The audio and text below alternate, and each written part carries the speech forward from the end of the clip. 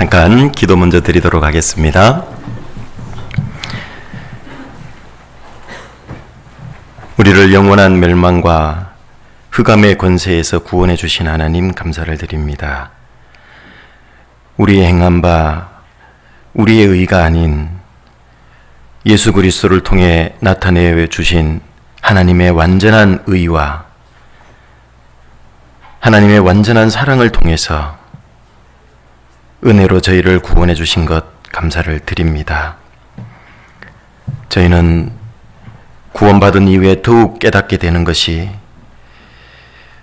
우리는 구원을 얻을 만한 아무런 거룩함도 의로움도 선함도 없었다라는 것을 하나님 앞에 고백하지 않을 수 없습니다. 예수 그리스도를 통한 하나님의 그 완전한 의와 그 완전한 사랑이 우리를 구원케 해주셨다는 그 놀라우신 사실 앞에 우리를 더욱 낮추고 하나님께만 영광과 찬송을 돌려드립니다. 이제 우리의 남은 삶은 우리 자신을 위한 삶이 아니라 하나님의 그 구원해 주신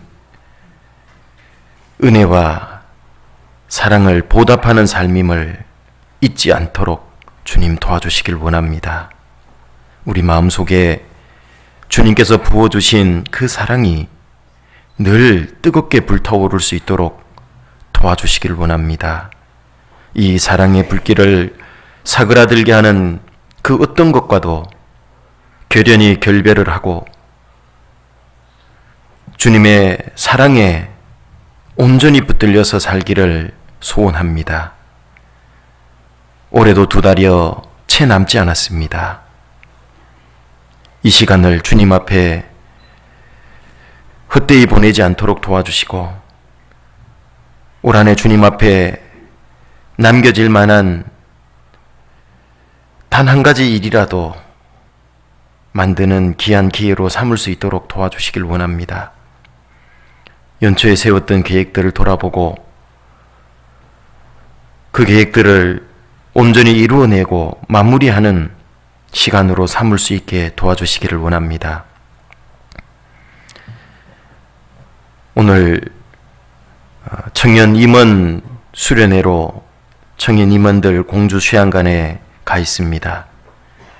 세계 선교부는 수원교회에서 진행되는 집회를 참석하기 위해서 수원교회로 가 있습니다. 모두 안전하게 일정을 은혜 가운데 마치고 귀가할 수 있도록 주님 도와주시고 인도해 주시길 원합니다. 오늘 함께 나눌 말씀 위에도 주 성령님께서 함께 해 주셔서 듣고 잊어버리는 것이 아니라 우리의 마음과 생각에 심겨지고 삶의 변화로 이어지는 소중한 시간이 될 수 있도록 우리의 마음을 열어주시고 강하게 역사해 주시기를 부탁드립니다. 우리를 사랑하시는 우리 구주 예수님 이름으로 기도드립니다. 아멘. 네, 시편 62편을 같이 보시겠습니다.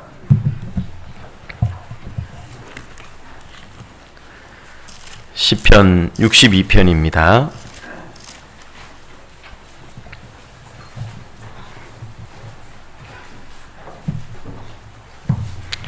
네, 62편 1절, 2절, 그리고 5절, 6절입니다.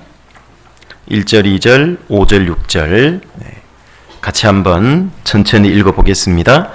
나의 영혼이 잠잠히 하나님만 바라며 나의 구원이 그에게서 나는도다. 오직 저만 나의 반석이시요 나의 구원이시요 나의 산성이시니 내가 크게 요동치 아니하리로다. 5절로 갑니다. 나의 영혼아 잠잠히 하나님만 바라라.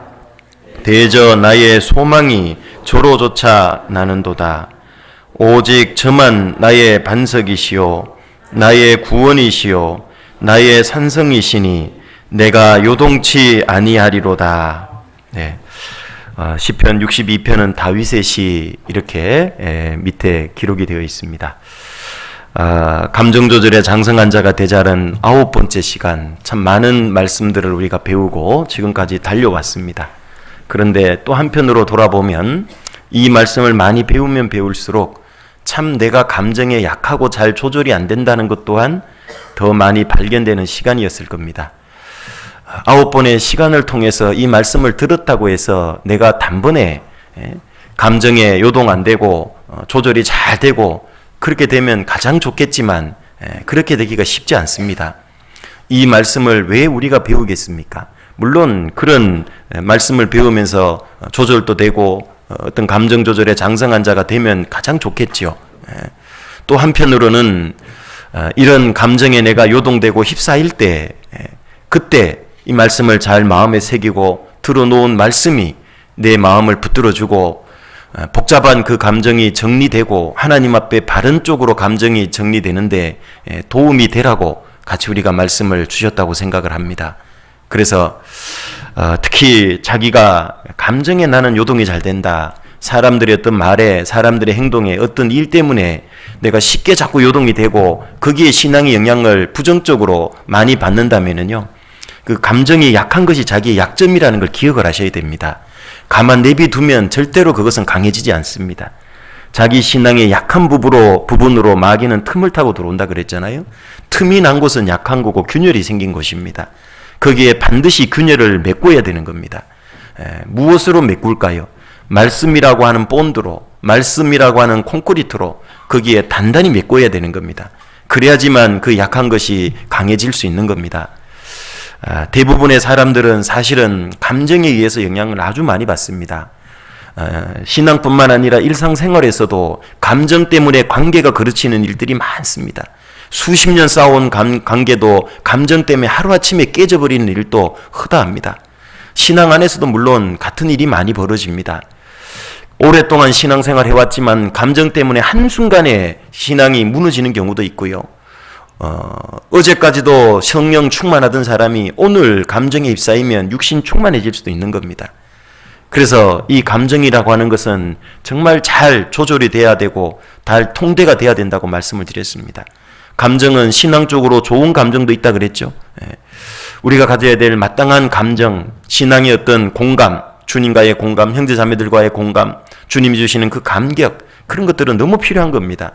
그러나 그런 좋은 감정적인 측면도 있지만은 이 감정에는 부정적인 측면도 있다 그랬죠. 육신의 감정에 휘둘리고 육신의 감정에 마음이 뺏기고 요동되고 그런 것들은 잘 조절이 돼야 되는 겁니다. 이것은 그냥 내버려 둔다고 되는 게 아니라고 말씀을 드렸습니다.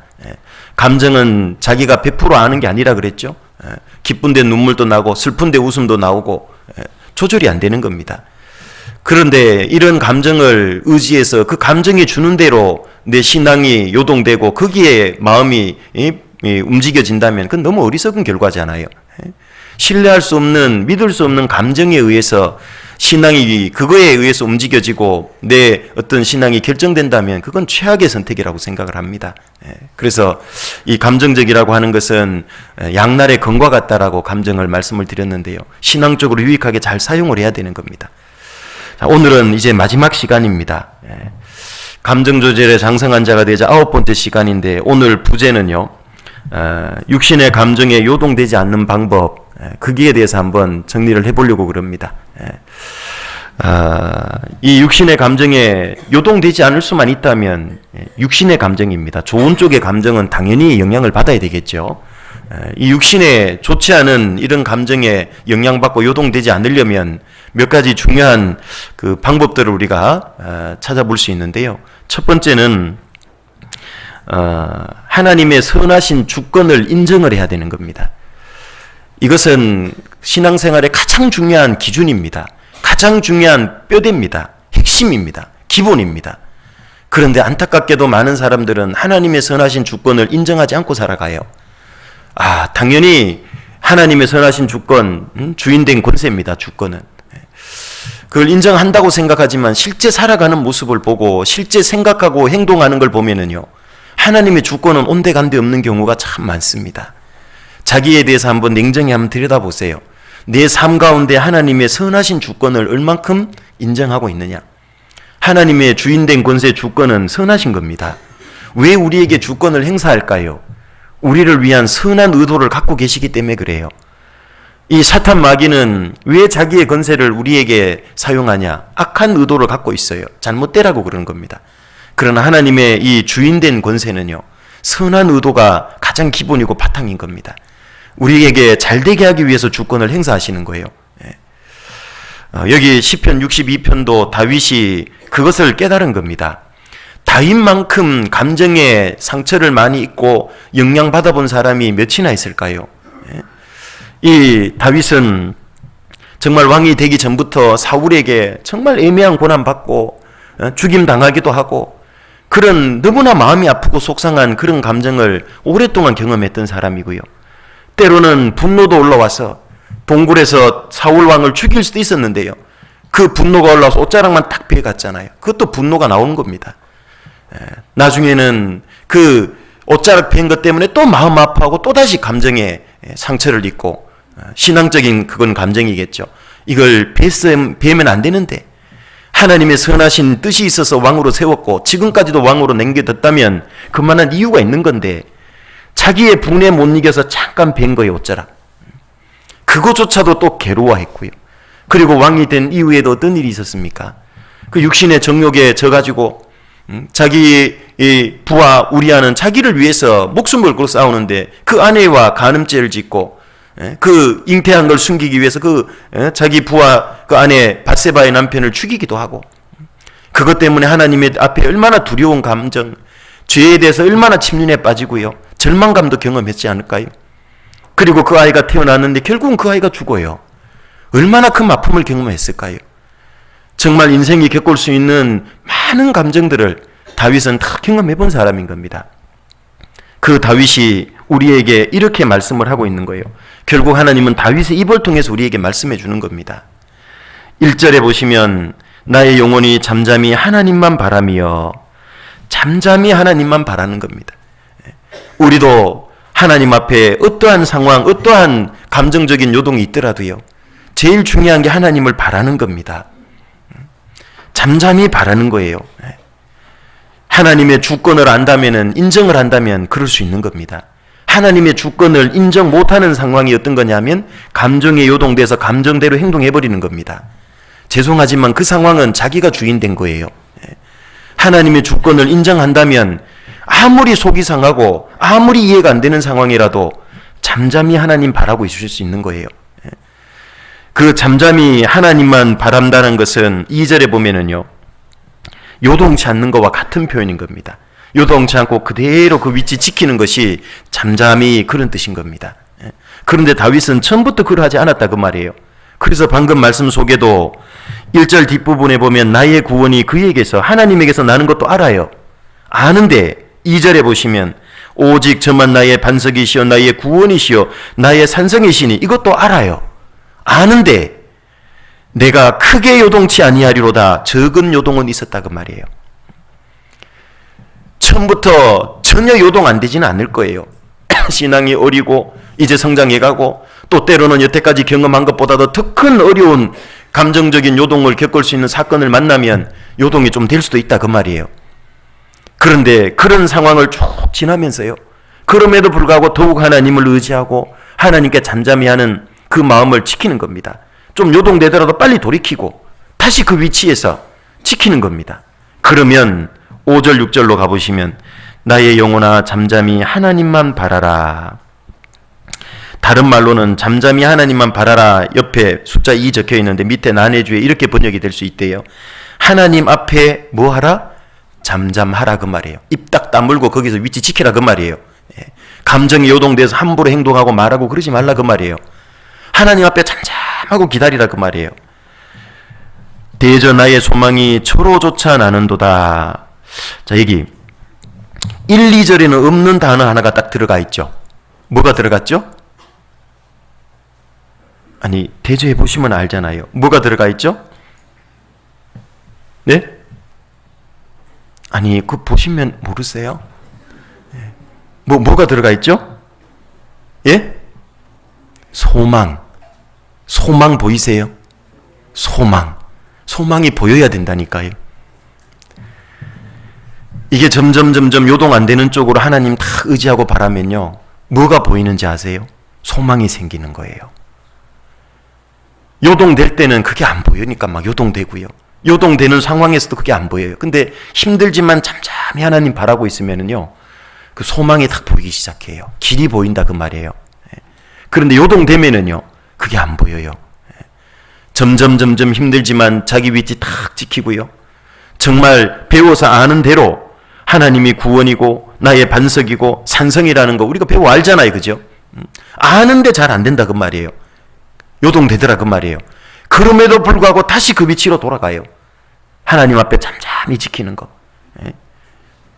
요동돼서 그 위치를 떠나 있다면 다시 원래의 위치대로 돌아가는 거예요. 그 딱 위치 지키면은요, 거기서 힘들지만 하나님 앞에 잠잠하고 있으면 어떻게 되느냐?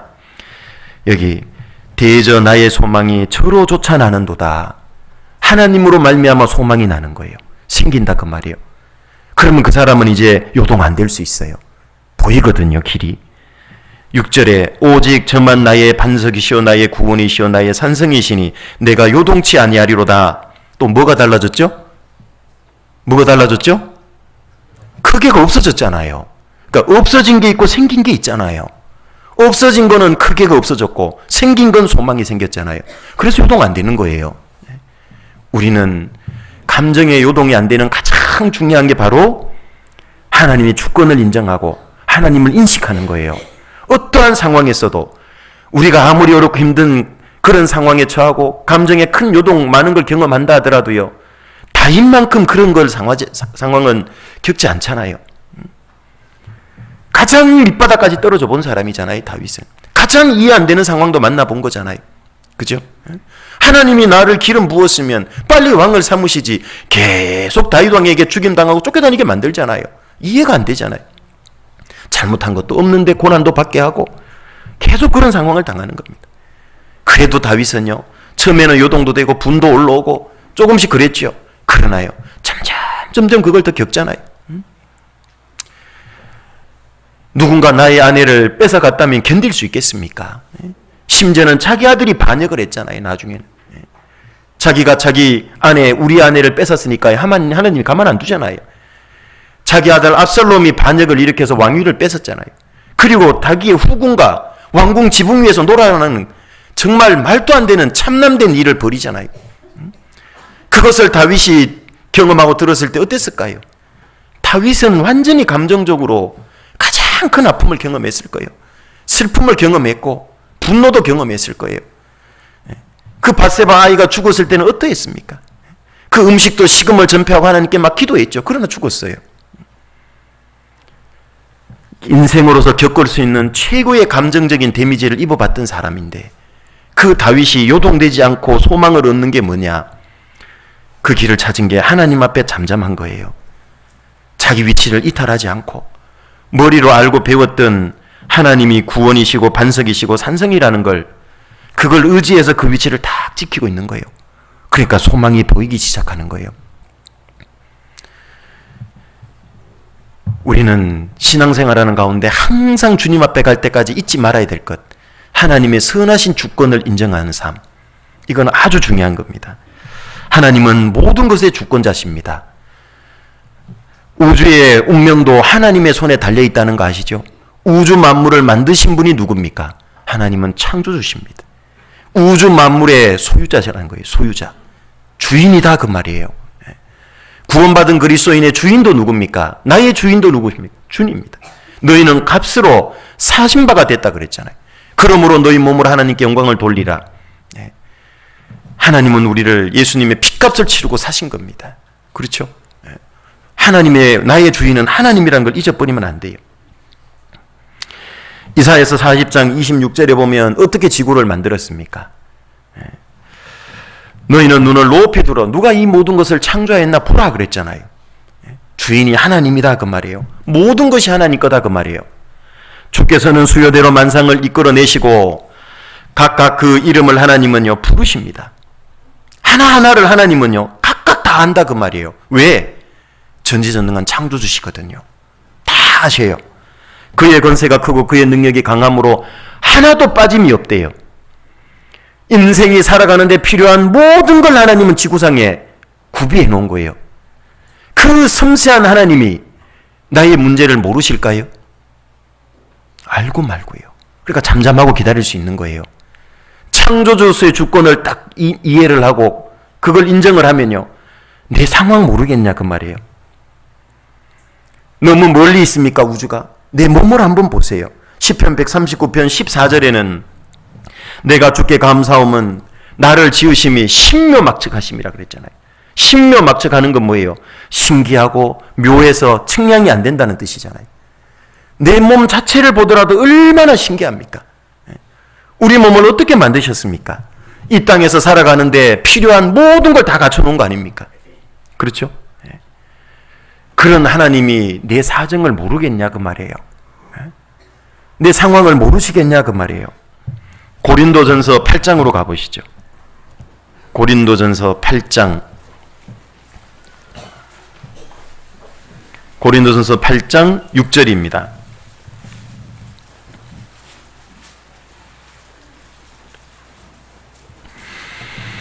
(8장 6절입니다) 같이 읽겠습니다. 그러나 우리에게는 한 하나님 곧 아버지가 계시니 만물이 그에게서 났고 우리도 그를 위하며 또한 한 주 예수 그리스도께서 계시니 만물이 그로 말미암고 우리도 그로 말미암았느니라. 성부 성자 성령 성삼위 하나님께서요 이 지구를 만드신 겁니다. 만물이 그에게서 났고 이 세상 모든 것들은 하나님께로부터 만들어지고 왔다 그 말이에요. 예수 그리스도께서 만물의 근원자가 되셨다 그 말씀을 하고 계시는 겁니다. 로마서 11장 36절에는요 이는 만물이 그의 주에게서 나오고 주로 말미암아 나왔다라고 얘기하죠. 주는 성부 성자 성령 삼위 하나님입니다. 주로 말미암고 주에게로 돌아감이라 이렇게 말씀하세요. 하나님은 그래서 알파와 오메가예요. 시작과 끝입니다. 이 우주 만물도 시작했지만 이 우주 만물을 끝내기도 하시는 분이에요. 알파와 오메가, 시작과 끝이고 처음과 나중입니다. 하나님은 만물의 주인이기 때문에 시작하기도 하고 끝낼 수도 있다는 뜻이에요. 히브리서 2장 10절로 가보시면은요, 히브리서 2장 10절입니다.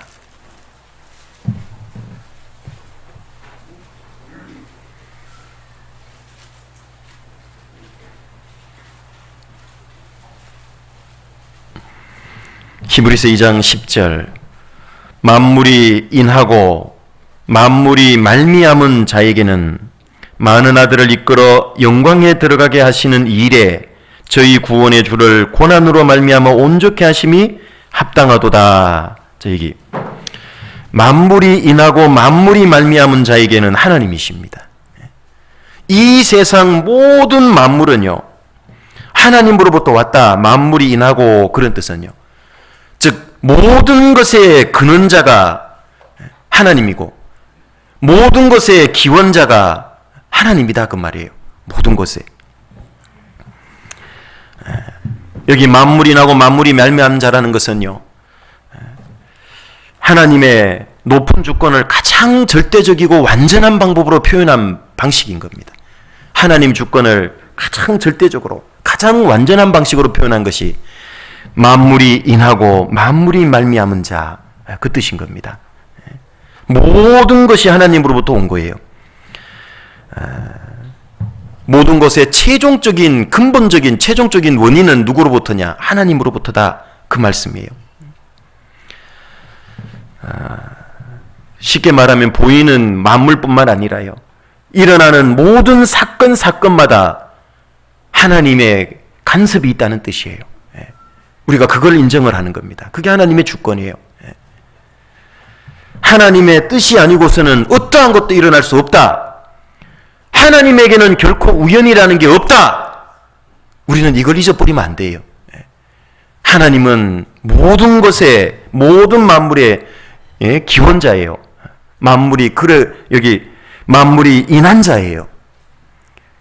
보이는 물질뿐만 아니라 사건도 마찬가지입니다. 하나님에게는 우연한 사건이 없다 그 말이에요. 그럼에도 불구하고 내가 이해 안 되는 상황이 벌어졌다면 어떻게 생각해야 될까요? 이게 사람의 문제라고 치부하고 사람의 문제로 삼으면 되겠냐 그 말이에요.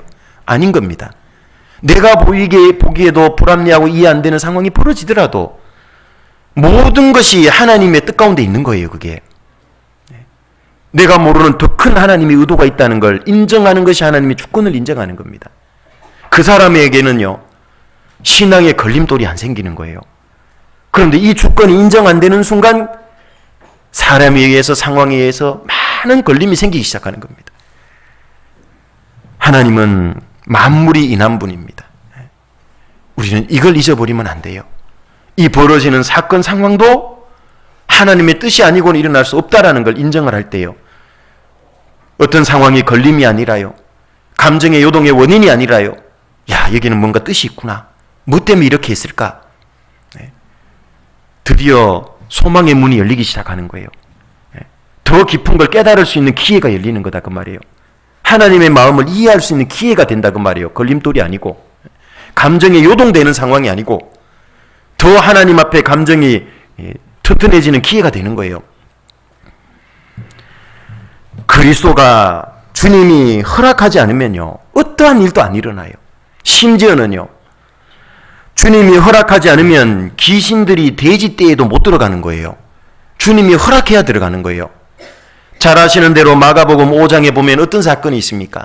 예수님이 거라사인의 지방에 갔어요. 거기에 갔는데 어떤 귀신 들린 사람이 있죠. 무덤 사이에 거합니다. 이 쇠사슬과 쇠고랑으로 메어놔도요, 다 깨버리고 끊어버리는 거예요. 실제 귀신이 들어가면 초자연적인 능력이 나타납니다. 오늘날 귀신 들었다고 착각하는 대부분은요, 귀신이 아닙니다. 정신적인 어떤 문제로 생기는 것들인 겁니다. 실제 귀신 들었다면 초자연적인 능력들이 나타나요. 그런데 아무리 쇠고랑으로 채워놔도 다 깨버리는 거예요. 그러다가 예수님이 오신다는 소리를 듣고 예수님께 나온 거예요. 네 이름이 뭐냐? 군대입니다. 귀신이 하나 들어간 게 아니고 군대 귀신이 들어간 거예요. 예수님이요, 명하여 돼지떼에 들어가라 그랬어요. 돼지떼에 들어갔잖아요. 바다로 들어가서 그냥 몽땅 달려가서 몰살해버렸잖아요. 귀신이 돼지떼에 들어가는 것조차도요, 주님이 명해야 들어가는 겁니다. 귀신을 다스리고 소나기에 놓고 있는 분도 하나님이에요. 귀신이 자기 마음대로 행동하는 것 같지만은요, 아닙니다. 하나님의 주권 속에서 움직일 수밖에 없는 거예요. 욥기 1장 2장을 읽어보신 기억이 있으십니까? 이 사탄이 욥을 시험할 때도 어떻게 합니까? 하나님이 허락한 범위 안에서밖에 못해요. 하나님이 다스리는 주권 속에 다 들어가 있다는 뜻이에요. 욥이 생각할 때는 이해가 안 되는 일이 벌어졌죠. 어느 날 하루아침에 짐승 다 잃어버리고요, 자기 자식 다 죽어버리고 온몸에는 악창이 나고 아무도 설명을 안 해줘요. 하나님이 아무것도. 정말 기가 막힌 상황이 벌어졌죠. 그러더라도 욥은요, 어리석게 하나님을 원망하지는 않았다 그랬잖아요. 읽어보면 욥의 정말 인생의 한탄, 아픔, 푸념, 절망, 많은 감정들은 쏟아내지만 그럼에도 불구하고 욥이 잘했던 거 한 가지는 하나님을 어리석게 원망하지는 않았대잖아요. 그게 힘들지만 조금 요동됐지만 위치 지키고 있는 겁니다. 그런데 그 위치 계속 지키니까 어떻게 돼요? 결국은 하나님이 모든 걸 다 풀어주는 걸 경험하잖아요. 소망이 열렸잖아요. 소망이 생겼잖아요. 하나님이 구원이고 반석이고 산성이라는 걸 욥은 깨달았잖아요. 조금 요동됐지만 그 위치 그래도 지키고 있으니까 어때요? 다 해결해 주잖아요. 우리는 그런 하나님 믿잖아요. 그 주권을 인정을 하는 겁니다. 심지어는 마태복음 10장으로 가보시죠. 마태복음 10장 29절입니다.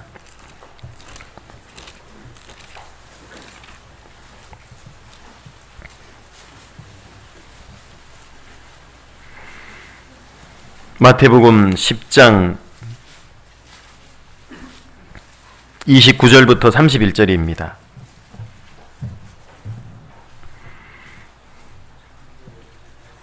(29절부터 31절) 같이 읽겠습니다. 참새 2마리가 한 아사리온에 팔리는 것이 아니냐? 그러나 너희 아버지께서 허락지 아니하시면 그 하나라도 땅에 떨어지지 아니하리라.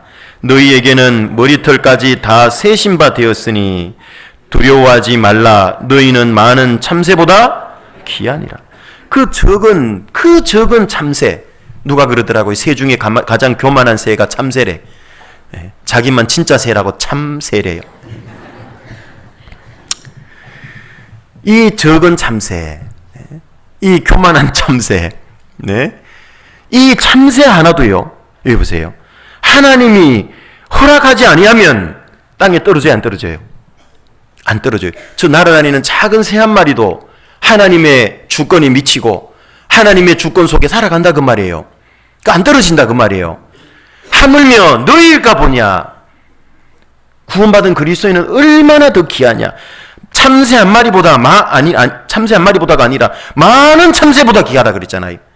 여러분, 그리스도인 한 사람은 참새 1억 마리보다 귀할까요, 안 귀할까요? 확실해요? 참새 70억 마리보다 귀할까요, 안 귀할까요? 귀하죠. 그런 많은 참새보다 우리는 귀하다 그 말이에요. 그 많은 참새 정도가 아니라 한 마리 참새도 하나님이 공중에 나는 그 주권을 행사하고 날게 한다 그 말이에요. 안 떨어뜨린다 그 말이에요. 하물며 우리는 어떨까 그 말이에요. 고로 내 상황, 감정이 요동될 수 있는 그 상황, 하나님이 몰라서 그렇게 두는 게 아니에요. 그걸 통해서 인내하고 그 가운데서 더 고난받고 그걸 통해서 신앙 인격을 성숙시키려는 뜻도 있다고. 또 그보다 더 중요한 의미가 있고 내가 깨닫고 알고 있는 것보다 더 큰 중요한 의미가 있을 수 있다고요. 그래서 하나님은 가만 좀 두는 거예요. 그래서 참새 한 마리도요. 하나님은 주된 주권을 행사하는 거예요. 안 떨어뜨리고 날게 하는 거예요. 마태복음 6장의 26절 이하에 보면은요. 공중에 나는 새도 보라고. 누가 기르냐고. 너희 천부께서 기르시지 않느냐. 공중에 나는 새 한 마리도 기르신대요. 왜 기릅니까? 주인이니까. 먹여 살린다 그 말이에요. 하나님은 새 한 마리에게도 주권을 행사한다 그 말이에요. 들의 백합화를 좀 보라고. 같은 마태복음 6장에 보면 그 말씀도 있죠. 길쌈도 아니하고 수고도 아니에요. 그런데도 어때요? 꽃이 피잖아요, 아름답게. 누가 기르냐 그 말이에요. 꽃 한 그루도 주님이 기른다. 주인된 권세를 행하시지 않느냐. 하물며 자신의 아들의 생명의 핏값을 치르고 구원한 그리스도인은요. 더 귀하지 않냐. 하나님이 주권을 행사 안 하겠냐 그 말이에요. 선하신 주권을 행사할 거다 그 말이에요. 의심하지 말라 그 말이에요. 기다리라 그 말이죠. 심지어는 하나님은 악인도 쓰시는 거예요. 악인들에게도 주권을 행사한다 그 말이에요. 잠언 16장 4절로 가보시죠. 잠언 16장 4절입니다.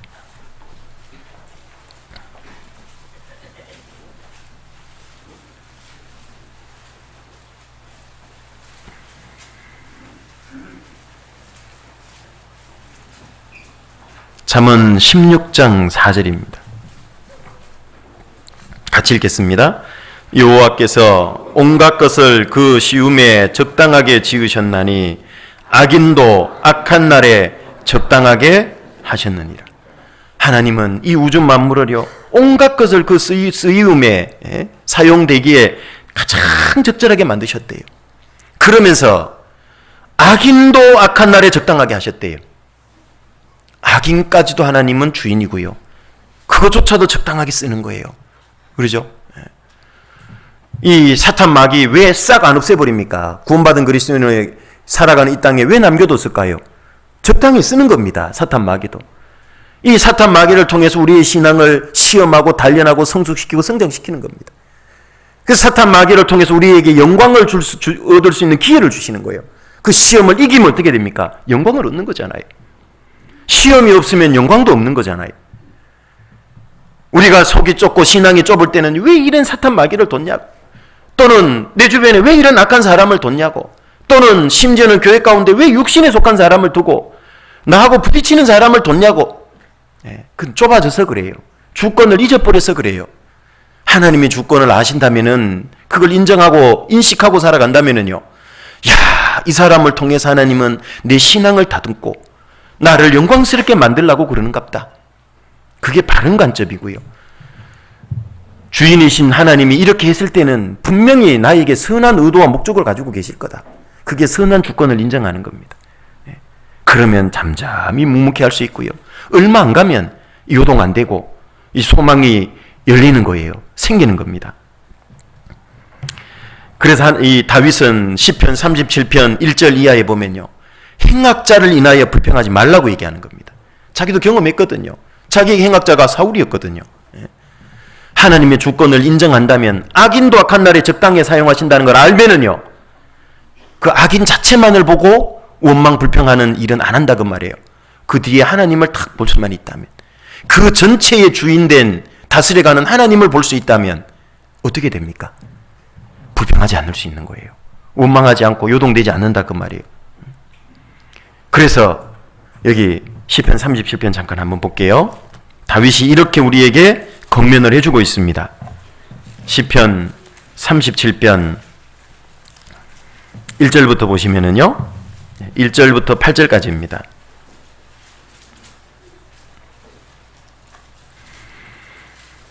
(37편) 1절부터 8절입니다. 행악자를 인하여 불평하지 말며 불의를 행하는 자를 투기하지 말지어다. 저희는 불과 같이 속히 배임을 볼 것이며 푸른 채소같이 세잔할 것이미로다. 결국 이 사람들은 배임을 볼고 세잔한데 하나님이 심판을 가리키는 겁니다. 끝까지 약한 대로 가면은요, 하나님의 주권인 심판하는 심판자로서의 건세를 그들은 경험하게 될 겁니다. 그건 하나님께 맡기면 되는 거예요. 내가 판단할 필요가 있습니까? 없습니까? 그거 없어요. 맡기면 되는 거예요. 3절, 여호와를 의뢰하여 선을 행하라. 여호와를 의뢰해야 온전히 선을 행할 수 있습니다. 땅에 거하여 그의 성실로 식물을 삼을지어다. 그렇습니다. 이 땅에 거하면서요, 하나님의 성실로 식물을 삼아야 돼요. 하나님은 아주 성실한 분인 겁니다. 한 번도 우리를 배신한 적이 없어요. 하나님 한 번도 나를 실망시킨 적 없으시고 언제나 공평과 은혜로 나를 지키셨네. 오신실하신 주, 오신실하신 주. 하나님은 성실한 분입니다. 내가 이해를 못하고 하나님의 때보다 더 빨리 움직여서 그 하나님의 성실을 경험 못했던 거지, 하나님은 신실하고 성실한 분인 겁니다. 그 하나님의 성실한 하나님의 성실로 식물을 삼아야 돼요. 묵묵히 기다려 보십시오. 하나님은 나를 향해서 성실히 일하는 분입니다. 선한 주권을 가지고 성실하게 일하시는 분인데요, 왜 의심합니까? 왜 못 기다립니까? 성실로 식물을 삼으셔야 됩니다. 그 사람은 요동치 않게 되는 거예요. 하나님의 성실에 대해서 물음표를 찍는 그 순간이요, 그 사람은 요동되는 겁니다. 다윗은 그걸 깨달았거든요. 그래서 이렇게 얘기를 합니다. 그렇게 성실로 우리는 식물을 삼아야 되고, 그러면 4절입니다. 또 여호와를 기뻐하라. 저가 내 마음의 소원을 이루어 주시리로다. 소원을 이루어줘요. 너의 길을 여호와께 맡기라. 저를 의지하면 저가 이루시고 내 의를 빛같이 나타내시며 내 공의를 종호의 빛같이 하시로다. 가장 밝을 때 빛, 종호의 빛, 그렇게 만들어 주겠대요. 어떻게 하면 여호와를 기뻐하고 도저히 이해 안 되는 상황에서도 여호와를 기뻐할 수 있어야 돼요. 하나님께 온전히 맡기고 하나님으로만 즐거워하고, 이 상황 형편 때문에 원망하는 게 아니고 불평이 쏟아지는 게 아니고 감정 요동되는 게 아니고요, 그런 상황이지만 하나님 한 분으로 기뻐하는 거예요. 비록 무화과 나무가 무성치 못하고 포도나무 열매가 없고요, 외양간에 소가 없어도요, 하박국 선지자의 고백처럼 나는 여호와로 인하여 즐거워하고 기뻐하겠다. 그 사람은 결국은 요동 안 하는 겁니다. 하박국 선지자도 처음에는 요동했죠. 하박국 읽어보세요. 1장부터 읽어보면 반복되는 단어가 있습니다. 여호와여 어찌하여 어찌하여 어찌하여, 왜 이방 나라로 우리를 쳐들어오게 하고 왜 공격을 받게 합니까? 이해가 안 됐던 겁니다. 그런데 하나님이 쫙 설명을 해줬죠. 그러고 나니까 깨달은 거예요. 그래서 나는 이제 가진 거 아무것도 없어도 나는 여호와 하나라도 즐거워하고 그분 한 분으로 충분히 기뻐할 수 있다는 거, 신앙의 회복이 딱 되잖아요. 상황 때문에 나오던 원망과 불평은 이해 안 되는 상황은 온데간데 없고, 우리도 하나님의 선하신 주권으로 딱 우리의 시선을 고정해야 됩니다. 그럼 그 사람은요, 기뻐할 수 있는 거예요. 요동 안 되고. 그리고 5절에 보면 너의 길을 여호와께 맡기라. 여호와를 기뻐하고 여호와께 맡기라. 저를 의지하면, 맡기는 게 의지하는 거잖아요. 저가 이루신다. 하나님이 내 영광을 가장 빛나게 해줄 거다. 7절입니다. 여호와 앞에 잠잠하고 참아 기다리라. 다윗이 계속 왜 이 얘기를 할까요? 62편에도 얘기하고 37편에도 얘기하고 왜 다윗이 계속 잠잠하고 기다리라 그럴까요? 그게 신앙생활의 승리의 비결이거든요. 요동 안 되는 비결이거든요. 그것이 바로 하나님의 선하신 주권을 인정하는 모습이거든요. 잠잠하고 참아 기다리는 겁니다. 이해 안 되는 상황이 벌어져도 그 위치를 이탈하면 안 되고 잠잠하고 참아 기다려요. 감정이 요동돼가지고 신앙이 그냥 막 요동 흔들리고 다 무너지고 그러면 안 되는 거예요. 참아 기다리는 겁니다. 자기 길이 형통하며 악한 꾀를 이루는 자를 인하여 불평하지 말지어다. 설사 정말 악한 의도로 어떤 사람이 주변에서 나한테 애매한 고난을 줘도요, 기다리는 겁니다. 그 사람이 신앙생활 잘하고 승리하는 거예요. 8절에 분을 그치고 노를 버리라. 불평하여 말라. 행하게 치우칠 뿐이라. 결국은 내가 분노하고 화내고 그렇게 하면요, 나 역시도 감정이 휘둘리고 요동되고 신앙 다 무너진다 그 말이에요. 육신의 감정을 쫓아가서 성공한 사람이 있습니까? 성경에. 성경은 단 한 사람도 없다고 얘기하는 겁니다. 육신의 감정은 우리의 신앙을 세우는 게 아니라 허물어뜨리는 겁니다. 오죽했으면 이 분을 내도 죄를 짓지 말고 해가 지도록 분을 품지 말라 그랬잖아요. 분은 신앙의 최대적입니다. 부정적인 감정, 육신의 감정은 빨리 내버려야 되지. 그것은 타협의 대상, 동거의 대상이 아니라는 얘기인 겁니다. 그래서 여기 다윗도 그걸 경험했기 때문에요. 잠잠히 참아 기다리라. 계속 그 얘기를 반복하고 있는 거예요. 여기 하나님께서 모든 우주 만물의 주권자이기도 하지만은요, 한 사람 한 사람, 한 나라 한 나라에도 하나님은 주인이신 겁니다. 우주 만물의 주인이신 그분은 한 나라의 주인이 아니시겠습니까? 하나님은 열방을 분정 나누기도 하고요, 여러 나라를 세웠잖아요. 그리고 한 나라를 세우기도 하고 무너뜨리기도 하는 분이라 그랬잖아요. 욥기 12장으로 가보겠습니다. 욥기 12장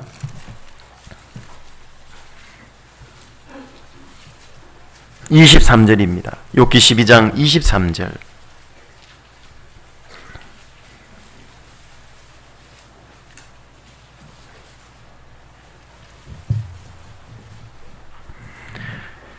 (23절) 같이 읽겠습니다.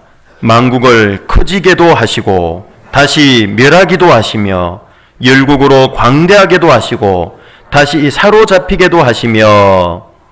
하나님은 이런 분이신 겁니다. 온 세상의 나라의 주권자도 누구냐? 하나님이세요.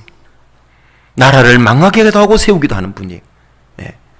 잘 아시잖아요. 아시리아와 바벨론은 이스라엘을 다스리는 하나님의 이 분란의 몽둥이에요. 이스라엘을 다스리는 징계하는 수단으로 썼습니다. 그런데 왜 아시리아와 바벨론이 망했다 그랬죠? 시건 하나님의 도구로 써놓고 왜 망하게 했을까요? 지나쳤다고 그랬잖아요. 지나쳤다고. 하나님은 그 이방 제국을 들어서 이스라엘이 불순종할 때 이스라엘을 때리는 회초리를 쓴 겁니다. 그런데 하나님은 한 대 때리려고 그랬는데 스스로 분발해서 여러 대 때렸다고 그러잖아요. 그건 교만한 겁니다. 그래서 망한 거예요, 그 나라들은. 하나님은 바벨론 제국 같은 절대 왕권을 휘두르는 그런 나라도 무너뜨려 버릴 수 있는 분이에요. 그래서 다니엘서 2장 7장을 읽어보시면은요, 금신상에다가 딱 비유해 놨잖아요. 이 나라의 흥망성쇠를, 그죠? 처음에는 금신상의 머리가 금, 가슴과 두 팔은 은, 배와 두 다리는 놋, 이 종아리는 철, 발가락은 철과 진흙이 섞였다 그랬잖아요. 그게 앞으로 대역사 속에서요, 2600년 전 바벨론 제국 시절부터 이 세상 끝날까지 나라의 흥망성쇠를 예언 다 해놨잖아요. 바벨론을 멸망시킬 나라는 페르시아, 그 페르시아는 메데파사 연합국이니까 두 팔과 몸이 은이라 그랬잖아요. 한 나라가 되고, 그 나라를 멸망시킬 나라가 그 다음엔 헬라 제국입니다. 그리고 그 밑에 종아리 두 개는 로마 제국입니다. 철이죠. 가장 강한 나라입니다. 로마는 동로마, 소로마로 분열이 됐죠. 그게 종아리 두 개인 겁니다. 그리고 거기서 열발가락이 나왔습니다. 여러 유럽 열강이 나왔다는 뜻입니다. 놀라운 예언이죠. 집회 때 시간이 없어서 그것까지 다 못 배우지만요. 하나님은 이미 바벨론 제국 시절에 이 세상 대제국들의 흥망성쇠를 예언 다 해놓고 그대로 이루어오신 분인 겁니다. 하나님은 이 지구의 모든 나라들의 주인이기도 합니다. 뿐만 아니라 한 개인의 운명도 하나님의 손에 달려있다는 걸 기억을 해야 됩니다. 사무엘상 2장 6절부터 7절에 보면은요, 한나가 그걸 깨달았잖아요. 하나님은 어떤 분이시냐? 죽이기도 하고 살리기도 하고, 음부에 내리게도 하시고 올리기도 하시고, 여호와는 가난하게도 하고 부하게도 하고 낮추기도 하고 높이기도 하시고. 한나는 그걸 깨달은 거예요. 처음에 이게 안 깨달아졌을 때, 이 주권이 안 깨달아졌을 때 어떻게 됐습니까? 한나가 하나님이 자기에게 자녀를 주지 않는 것 때문에 그렇게 슬펐잖아요. 그죠? 그런데 하나님이 드디어 사무엘을 탁 줬잖아요. 그리고 깨달은 거예요. 하나님은 개인의 운명까지도 좌우지하는 주권을 가진 분이라는 걸 드디어 알게 된 겁니다. 다니엘서 5장에 보면요, 벨사살 왕이요, 자기 이 선대왕 느부갓네살이 예루살렘에 있었던, 성전에 있었던 그 금, 은, 기명, 그릇을 다 뺏어왔잖아요. 술 먹고 자기 1,000명의 자기들 귀족들하고 그냥 노닥거리다가요, 무슨 생각이 났는지 예루살렘 성전에서 가져온 그 금그릇, 은그릇, 그릇들 가져와라. 그거 가지고 술 마신 거예요. 그리고 우상에게 절했다고 나와요. 금은 목석 우상에게. 하나님 그거 다 보고 계셨어요. 그거 다 보고 계셨어요. 그러던 중에요, 갑자기 이 벨사살 왕이 보는 분벽 쪽에요, 하나님 손이 뿡 나타난 거예요. 손이 나타나가지고 글을 썼어요. 메네 메네 데겔 우바라신 딱 쓴 거예요. 근데요, 아무도 그 바벨론의 박송무당 불러 모았는데요, 아무도 그걸 해석을 못하는 거예요. 그래서 드디어 다니엘이 와서 쫙 해석을 해주잖아요. 그 뜻이 뭐냐면, 이거 달아보고 세어보고 세어봤는데 부족해서 흩어버린다는 뜻이에요. 너 끝났다 그 말이에요. 그 예언대로 그날 밤에 벨사살이 죽어요. 왕이. 메대 사람 다리오가 와서 바벨론을 멸망시켜버리거든요. 그래서 메데파사 연합국이 페르시아가 된 겁니다. 예언대로 그대로 이루어지죠. 한 사람의 운명도, 한 왕의 운명도. 하나님은 주인입니다. 이 세상 이방 왕이 하는 짓도 봐요, 안 봐요? 하나님이? 보셨어요, 안 보셨어요? 그 지금 다 보고 계시거든요, 지금. 그러면 그리스도인 나의 상황 보고 있을까요, 안 보고 있을까요? 제발 우리 이 주권 좀 인정해야 돼요. 하나님은요, 모든 것의 주인입니다. 하나님과 상관없이 일어나는 일은 없어요. 아무리 육신이 설마 그럴까, 그 얘기 듣지 마세요. 그런 일은 없어요. 하나님에게 설마와 우연은 없어요. 그리스도인은 우연이라는 단어를 생각하면 안 되는 사람들인 겁니다. 모든 만물이 하나님께로 왔고 모든 사건도 하나님께로부터 오는 겁니다. 하나님이 다 관여되어 있는 거예요. 그래서 하나님 앞에 우리는 그 주권을 인정할 때요, 감정이 요동 안 되는 겁니다. 실제로 있었던 한 사건을 보면은요, 사무엘하 12장으로 가보세요. 다윗을 통해서 그 사건을 우리는 잘 볼 수 있습니다. 사무엘하 12장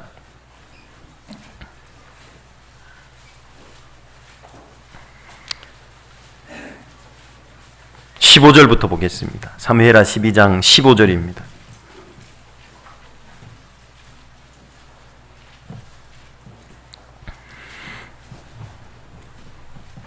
(12장) 15절부터 좀 보도록 하겠습니다.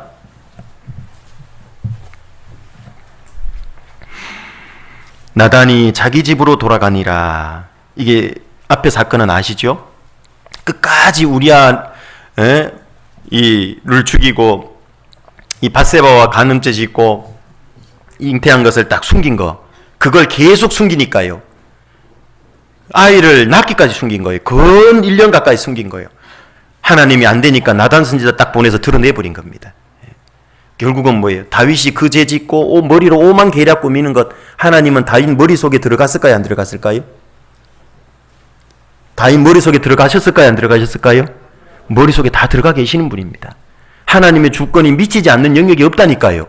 다윗의 생각 속에 머릿속까지 다 미치는 겁니다. 그리고 다윗이 계속 숨기는 것도 다 보시는 거예요. 안 되겠다 싶으니까 나단 선지자를 탁 보내는 겁니다. 그리고 드디어 나단은 책망하고 돌아가고 우리아의 처가 다윗에게 낳은 아이를 여호와께서 치심에 심히 앓는지라. 다윗이 그 아이를 위하여 하나님께 간구하되 금식하고 안에 들어가서 밤새도록 땅에 엎드렸으니 그 집에 늙은 자들이 곁에 이르러 다윗을 일으키려 하되 왕이 듣지 아니하고 저희로 더불어 먹지도 아니하더라. 이래 만에 그 아이가 죽으니라. 그러나 다윗의 신복들이 아이의 죽은 것을 왕에게 고하기를 두려워하니 이는 저희가 말하기를 아이가 살았을 때에 우리가 말하여도 왕이 그 말을 듣지 아니하셨나니 어떻게 그 아이의 죽은 것을 고할 수 있으랴. 왕이 회상하시리로다 함이라.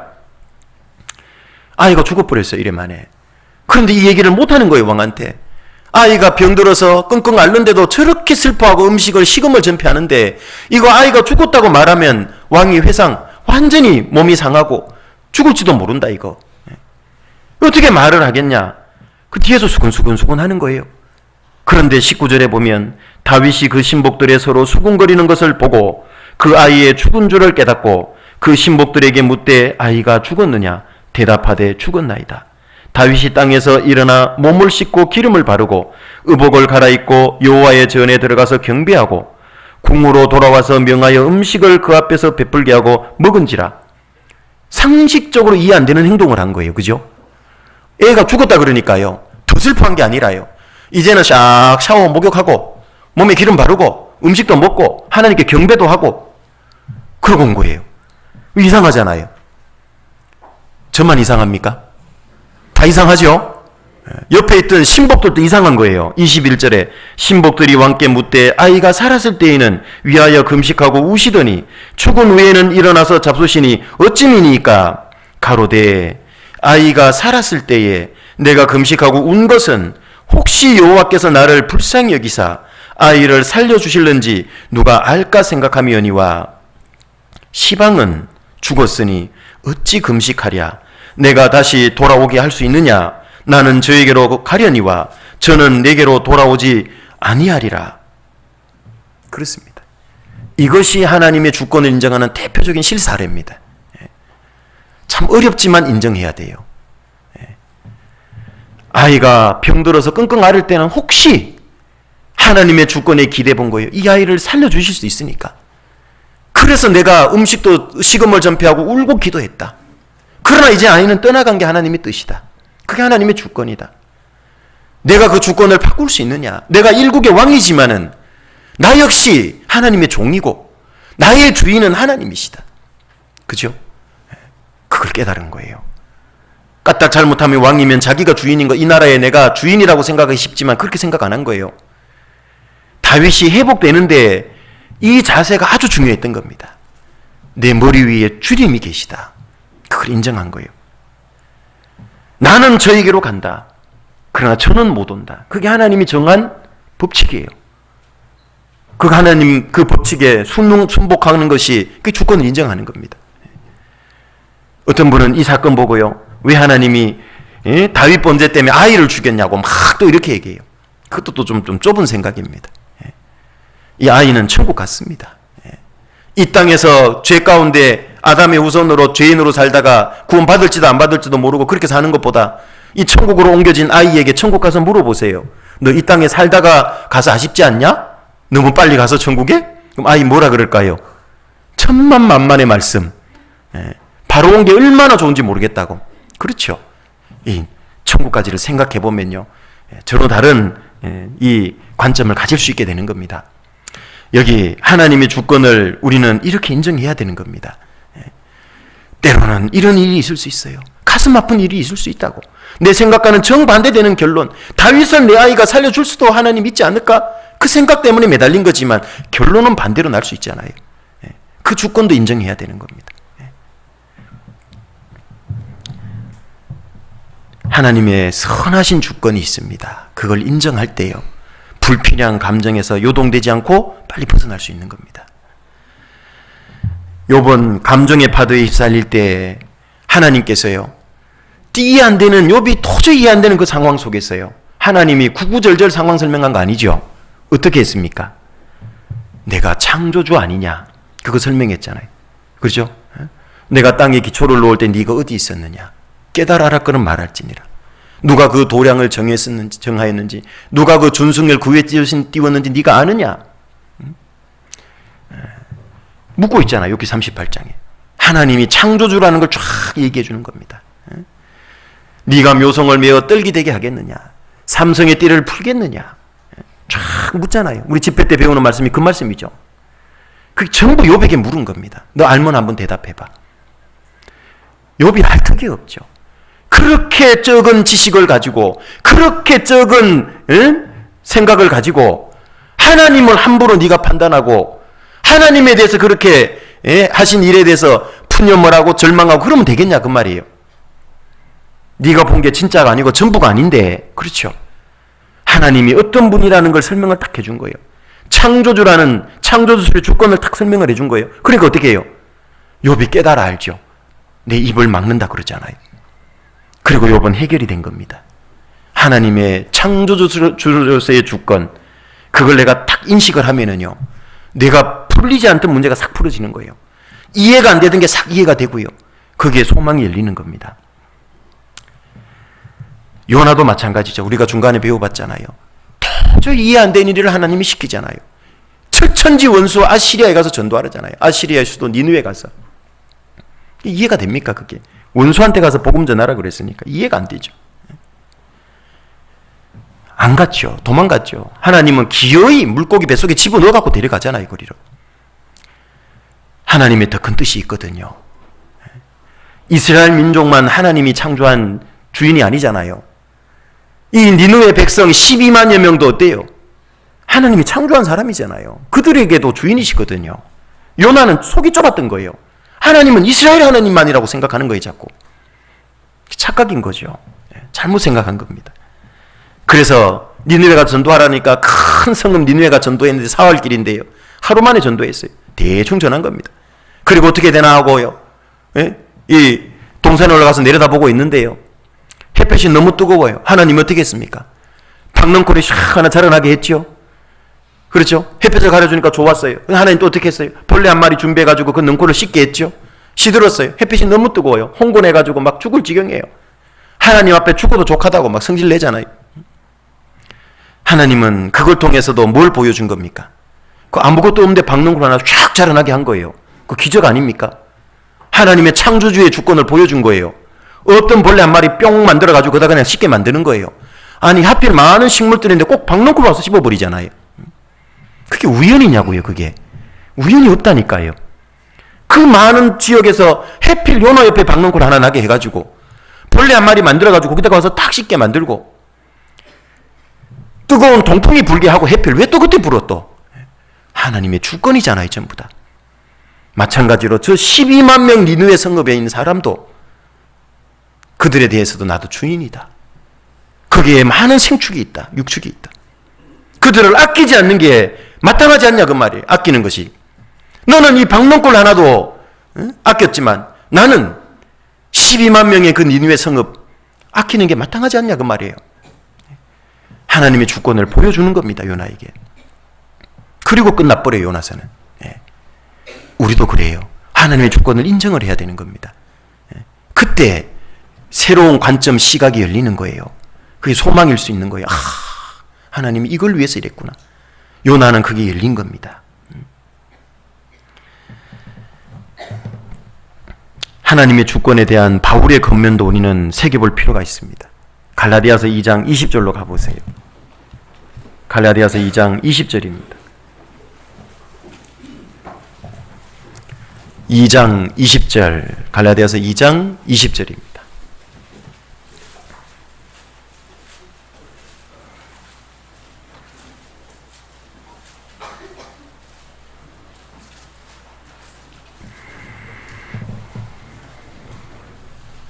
(2장 20절) 같이 읽겠습니다. 내가 그리스도와 함께 십자가에 못 박혔나니 그런즉 이제는 내가 산 것이 아니요 오직 내 안에 그리스도께서 사신 것이라. 이제 내가 육체 가운데 사는 것은 나를 사랑하사 나를 위하여 자기 몸을 버리신 하나님의 아들을 믿는 믿음 안에서 사는 것이라. 자, 여기 이제 내가 산 것이 아니다 20절에 보면 그럼 나는 죽어서 없어졌냐? 이게 그 뜻이 아니에요. 제일 뒷부분에는 사는 것이니라 그랬잖아요. 또 사는 것이라 그랬잖아요. 그러면 내가 사는 것이 아니다. 그건 무슨 뜻이냐면 내가 주도적으로 주인이 돼서 사는 게 아니다. 그 뜻이에요. 내가 내 속에 사는 건 사는 거지만 이제 내 주인이 누구냐? 주님이래요. 주님. 주님이 산다 그 말이에요. 주님이 주인으로 사신다 그런 뜻이에요. 바울의 겉면인 겁니다. 마음에 새겨야 됩니다. 이제 내 삶의 주인은 누구냐? 주권은 누구에게 있느냐? 나에게 있는 게 아니라는 거죠. 주님께 있는 겁니다. 주님께. 여러분, 종은 자기 의지, 자기 계획, 자기 야망이 있습니까? 없지요. 주인의 뜻에, 주인의 뜻, 주인의 계획, 주인의 야망에 그 야망, 그 뜻과 계획이 자기께 된 종이 주인이 볼 때 최고의 종인 거예요. 맞습니까? 자기께 어디 있냐고, 종이. 나는 오늘 오른쪽 가고 싶은데 주인이 왼쪽 가라 그러면 가야 되죠. 그게 충성된 종인 겁니다. 그리스도인을 종으로도 비유하고 있잖아요. 우리가 충성된 종이다. 주님께. 그건요. 주님의 뜻과 계획, 주님이 원하는 것, 그게 내게 돼야 되는 거예요. 그것이 내 속에서 사는 거예요. 그래서 사도 바울은 로마서 14장 7절 8절에 이 신앙이 있었기 때문에요. 우리 중에 누구든지 자기를 위하여 사는 자도 없고 누구든지 자기를 위해 죽는 자도 없도다. 우리가 살아도 주를 위하여 살고 죽어도 주를 위하여 죽나니 우리가 사나 주의 것이다. 이게 그 말씀과 같은 뜻이에요. 내 속에는 주님만 있어요. 주인이 주님이세요. 그런데 종이 주인의 뜻에 마음에 안 든다고, 주인이 하는 일이 내 생각과 다르다고 그걸 계속 문제 삼는 종은 어떤 종일까요? 그 높아진 종인 겁니다. 주인만큼 교만해진 종이다 그 말이에요. 하나님의 선하신 주권 우리가 딱 인정하면은요, 벌어지는 상황, 감정에 요동될 수 있는 상황 맡겨질 수 있어요. 하나님께. 하나님의 통제 안에 있잖아요 지금. 그런데 그게 원망이 되고 불평이 된다는 건 주권 인정 안 한다는 얘기인 거거든요.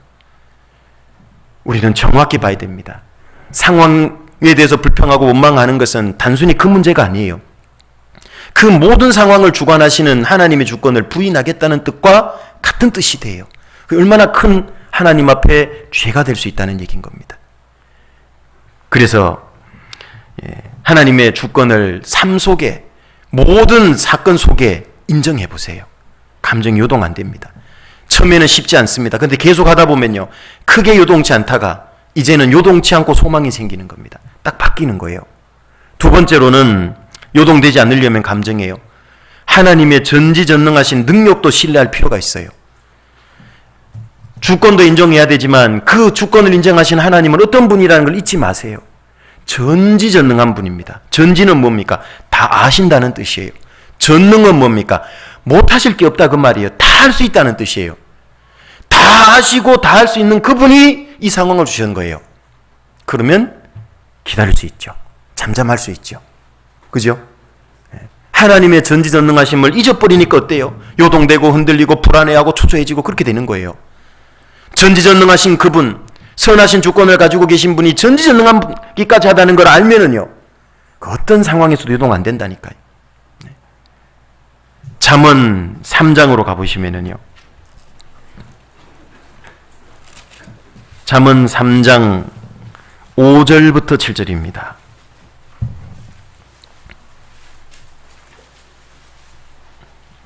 잠언 3장 5절부터 7절입니다.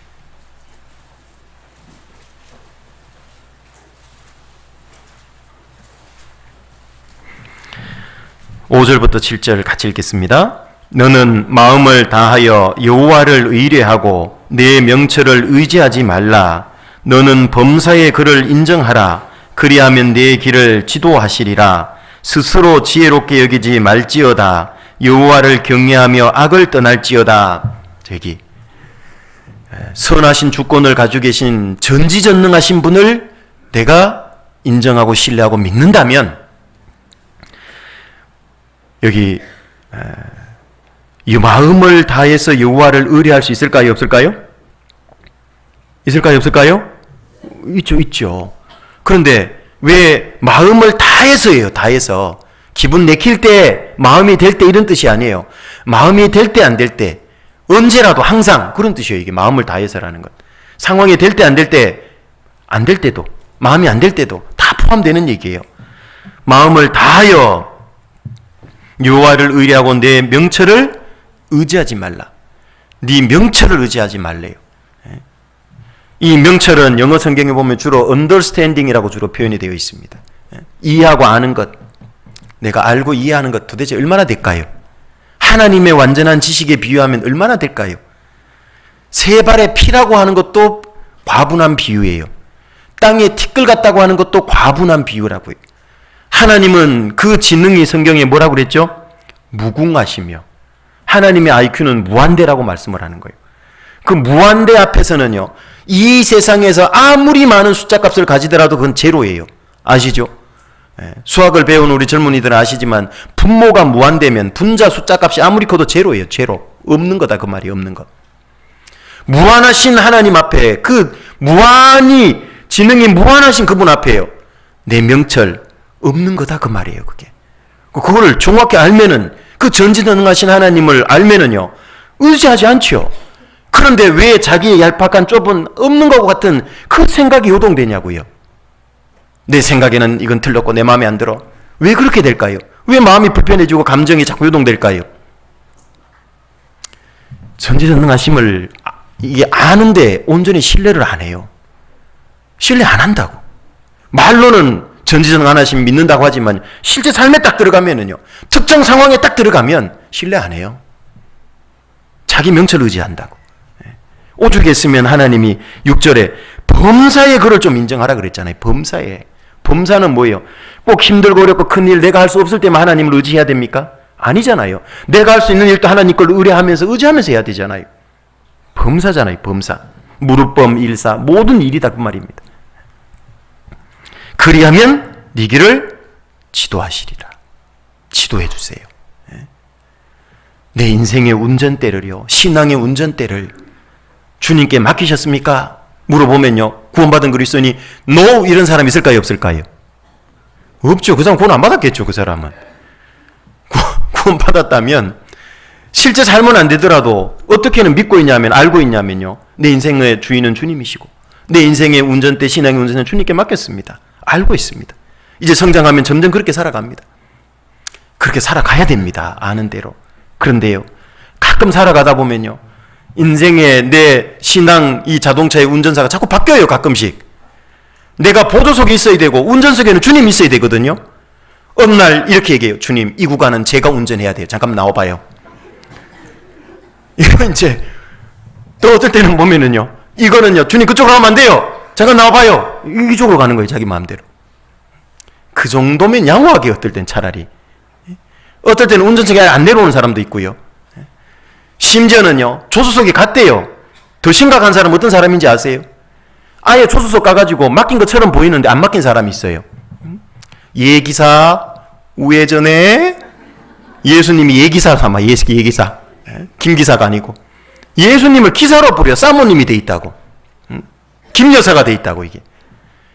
주님을 마음대로 부려요. 주님, 글로 가면 저 아파요. 글로 가지 마요. 일로 가야 돼. 이것까지 요구하지 마요. 왜 이렇게 상황 만들어요?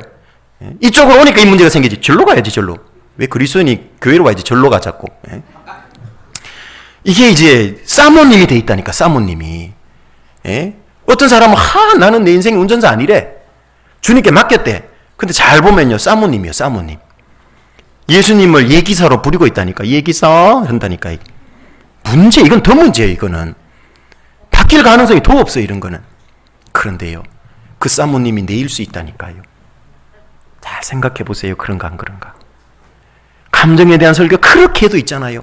감정 올라오는 상황 되면요, 막 들은 건 온데간데 없어. 막 한 번 일단 한바탕 해버리고 말아버려.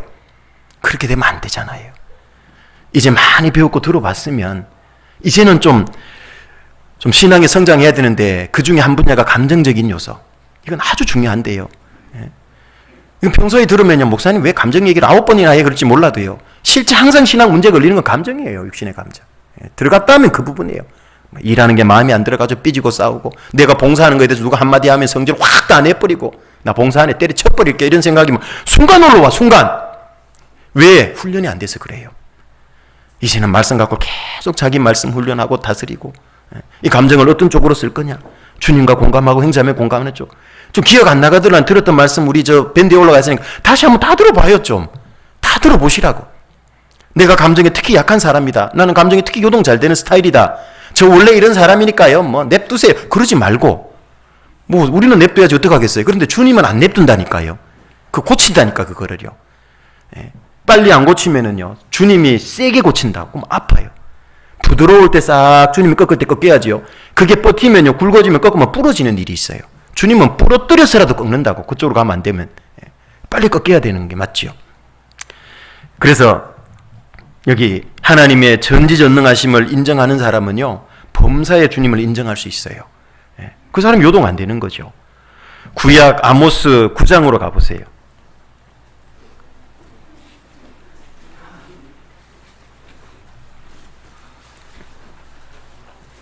다니엘, 호세아, 요엘, 아모스 이렇게 나옵니다. 아모스 9장 9절입니다.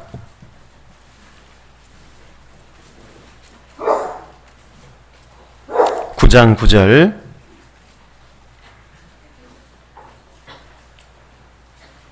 같이 한번 읽겠습니다. 내가 명령하여 이스라엘 족속을 만국 중에 체질하기를 곡식을 체질함 같이 하려니와 그 한 알갱이도 땅에 떨어지지 아니하리라. 곡식 키질 있죠. 키질 막 키질하다 보면은요 콩깍지는 어떻게 돼요? 껍데기는 이거 키질하는 거 못 봤어요. 이거요? 보셨어요? 네. 껍데기는 어떻게 해요? 날아 나가요. 그건 알갱이는요? 안으로 들어온다니까 이게. 그런데 하다 보면 가끔 콩알 하나 똑 떨어질 때 있어요? 없어요? 그 똑 떨어진 것도 하나님은 어떻게 한대요? 한 알갱이도. 땅에 떨어져 있도록 그렇게 안 하고 어떻게 해요? 다시 주워 담는 거예요. 하나님은 그런 분이세요. 네. 여기 그 한 알갱이도 땅에 떨어지지 않게 해요. 썩어 없어지는 게 아니다 그 말이에요. 하나님은 이 정도로 전지전능한 분이에요. 구원받은 한 사람 한 알갱이 한 사람 한 사람이잖아요. 그 한 사람 한 사람도 하나님은요 절대 놓치는 법이 없어요. 하나님 앞에 이스라엘 민족이 불순종에 쫓겨나지만 돌이키고 회개하면 회개한 사람 한 영혼도 하나님은 버려두지 않는다 그 말이에요. 다시 다 주워 담는다 그 말이에요. 우리도 그렇습니다.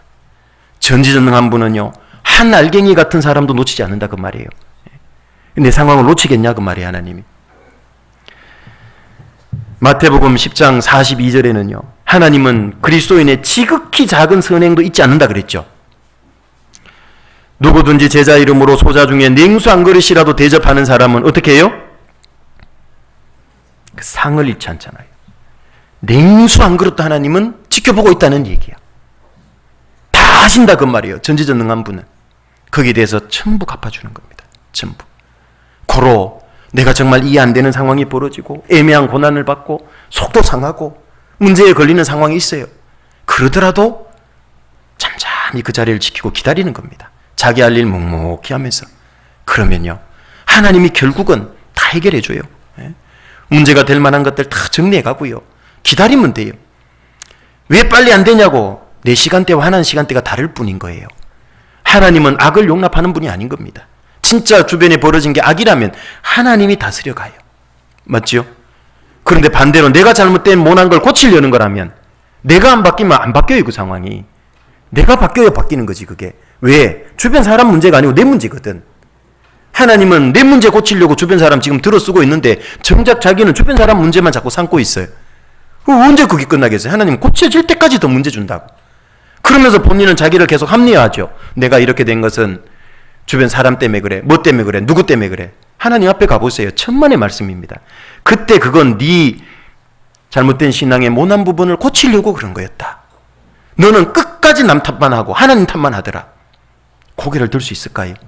자기를 빨리 돌아봐야 되는 겁니다. 다른 사람 바뀌는 건 하나님께 맡기면 돼요. 그건 내가 할 게 아니거든요. 그렇죠? 그건 하나님이 정리해 가는 거고 그 상황을 통해서 나를 빨리 돌아봐야 된다고. 하나님이 왜 나의 이 상황을 주셨을까? 분명히 이유가 있다니까요. 이유 없이 시작된 게 하나도 없다 그랬잖아요.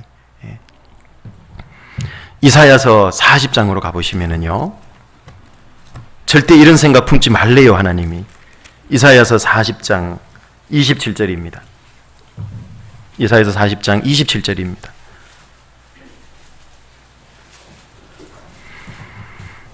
(27절부터) 31절까지입니다.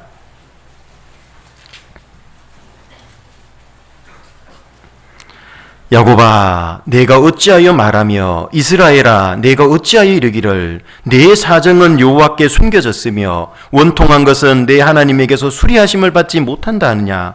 너는 알지 못하였느냐? 듣지 못하였느냐?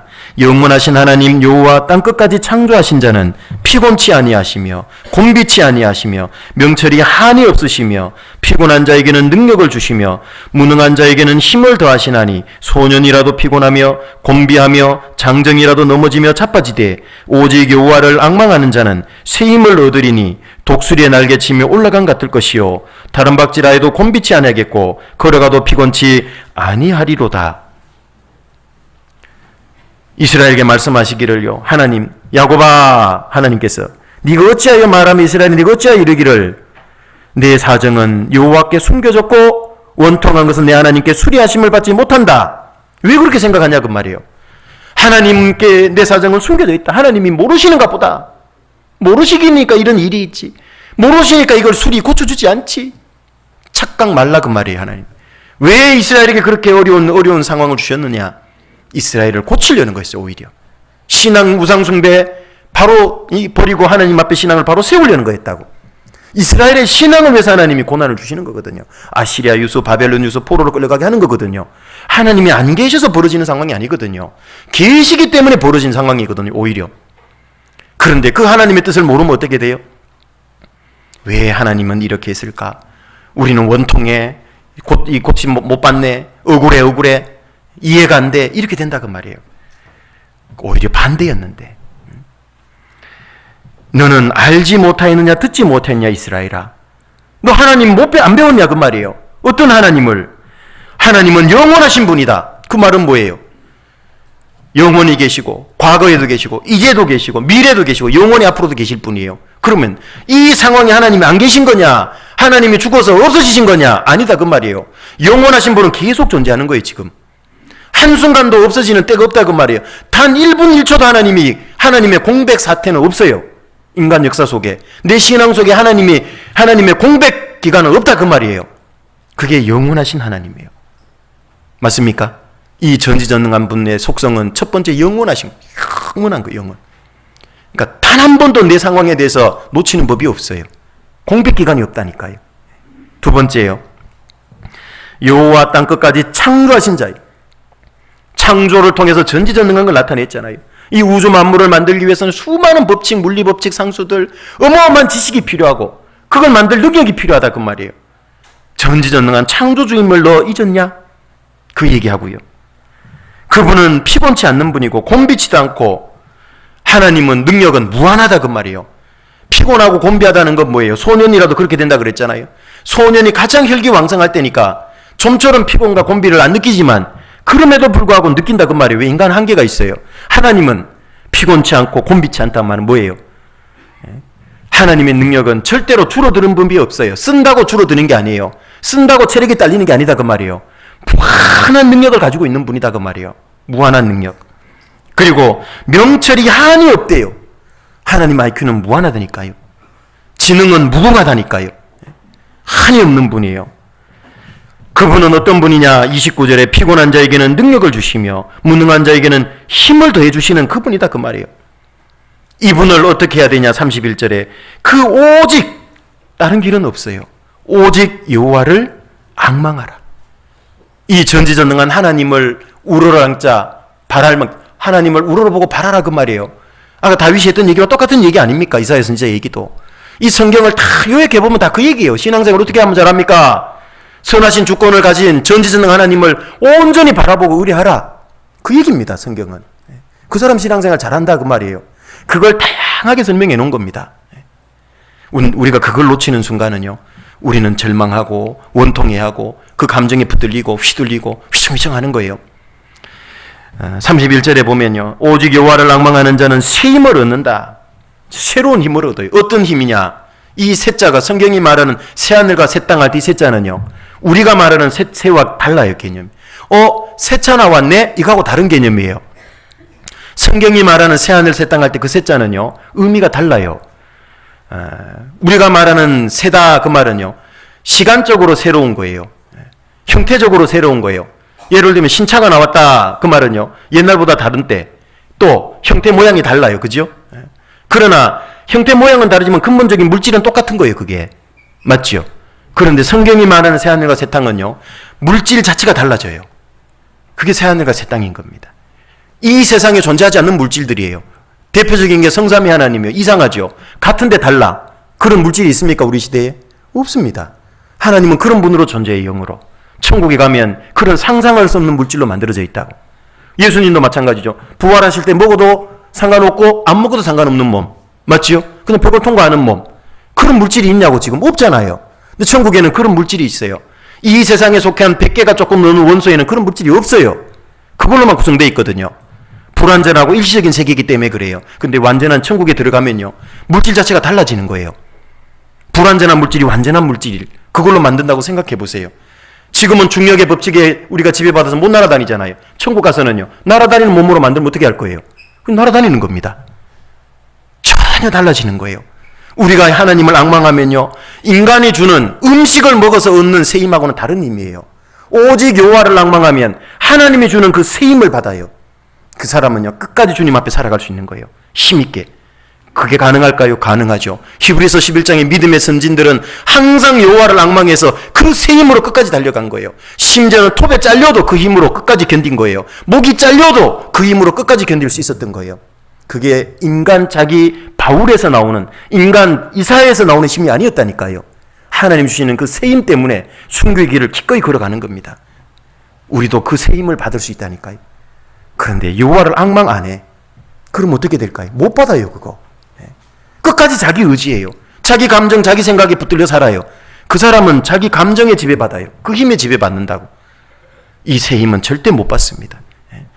신앙생활 아무리 오래 해도요, 오직 여호와를 앙망하는 이 신앙이 그 속에 탁 박히지 않으면 그 사람은 틈만 나면 자기가 운전사 역할하고, 틈만 나면 사모님 역할하고, 그렇게 돼버리는 겁니다. 그럼 주님은 뭐라 그럴까요? 다 맡기든지 네가 하든지 해. 둘 중에 하는 겁니다. 중간은 없어요. 이걸 결단하고 살아야 되는 겁니다. 주님을 정말 전지전능하신 선하신 주권자로 인정을 할 때요, 그 사람 신앙은 요동되지 않는 거예요. 다윗은 그걸 깨달았거든요. 출애굽기 14장에 보면 이런 내용이 나오잖아요. 이스라엘 민족이 출애굽을 했어요. 앞에는 홍해 바다예요. 뒤에는 바로의 군대가 쫓아왔어요. 그죠? 이스라엘 민족이 그때 어떻게 됐다고 그랬죠? 14장 10절부터 14절 한번 집에 가서 잘 하시니까요. 읽어보시면은요, 이스라엘 민족이 애굽의 군대를 보고, 바로와 그 군대를 보고 마음이 요동됐다고 나오잖아요.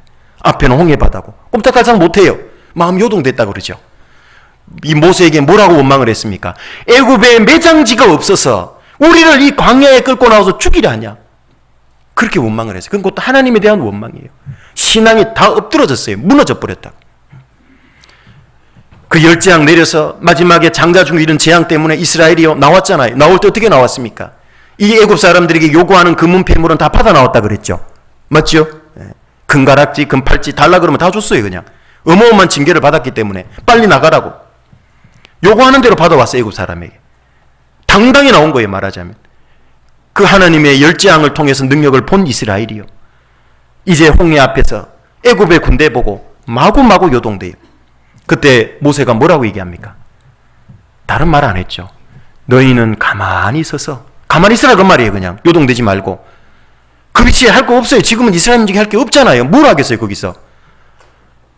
이 앞뒤가 꽉꽉 막혀 있는데 할 수 있는 건 가만히 서서 오늘날 너희를 구원하신 하나님의 능력을 보라 그랬잖아요. 하나님께로 딱 시선을 옮겨주는 겁니다. 고정시켜준 거예요. 하나님을 우러러보고 앙망하라고. 그랬더니만 바로의 군대 앞에 하나님이 구름기둥, 불기둥으로 딱 막아버렸잖아요. 못 오게. 그리고 홍해는 갈라버렸잖아요. 그냥. 하나님 앞에 그 신앙을 지켜야 돼요. 잠잠하고 좀 기다리면 하나님이 소망을 열어주잖아요. 해결 다 해주시잖아요. 그죠? 진퇴양난 상황에서도요, 하나님의 경우의 수가요 무한대입니다. 무한대. 얼마든지 길을 다 낼 수 있는 분인 거예요. 그렇죠? 하나님을 바라보지 않으면 그렇게 요동되는 거예요. 얼마나 부끄러웠겠어요. 잠시의 홍해 딱 열렸을 때 그거 보면 얼마나 부끄러웠겠어요. 막 자기 주둥이를 때리고 주워 뜯었을지도 몰라. 아이고, 입이 방정이라고. 좀만 기다리면 될 것을. 조금만 인내하고 기다리면요, 그 하나님이 다 풀어갑니다. 다 해결해 가요. 문제 삼지 말고, 요동되지 말고. 고린도전서 1장 25절에 보면은요, 하나님의 미련한 것이 사람보다 지혜롭고 하나님의 약한 것이 사람보다 강하니라, 이렇게 말씀하잖아요. 하나님의 미련한 게 사람보다 지혜롭고 하나님의 약한 게 사람보다 강하다면요, 누구를 신뢰해야 되겠냐 그 말이에요. 하나님 신뢰해야지. 운전을 내가 잘하겠어요? 주님이 잘하겠어요? 나는 안 가본 인생길을 가는 거고 운전해 가는 거고, 주님은 내 인생길 다 알고 가는 분인데 어떤 분이 가장 선한 길로 가장 안전하게 나를 데려갈 수 있겠냐고요. 주님이시지 않을까요? 너무 당연한 얘기입니다. 그런데 우리는 한 치 앞밖에 못 보니까 그걸 몰라요. 하나님은 우리의 인생의 고난 중에도요, 한밤중에도 노래하게 할 수 있는 분이에요. 즉 슬픔을 기쁨으로 바꿀 수 있는 겁니다. 그렇죠? 욥기 35장으로 가보시면은요,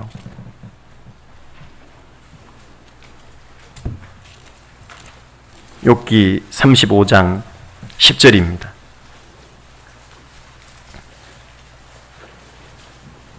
10절 11절입니다.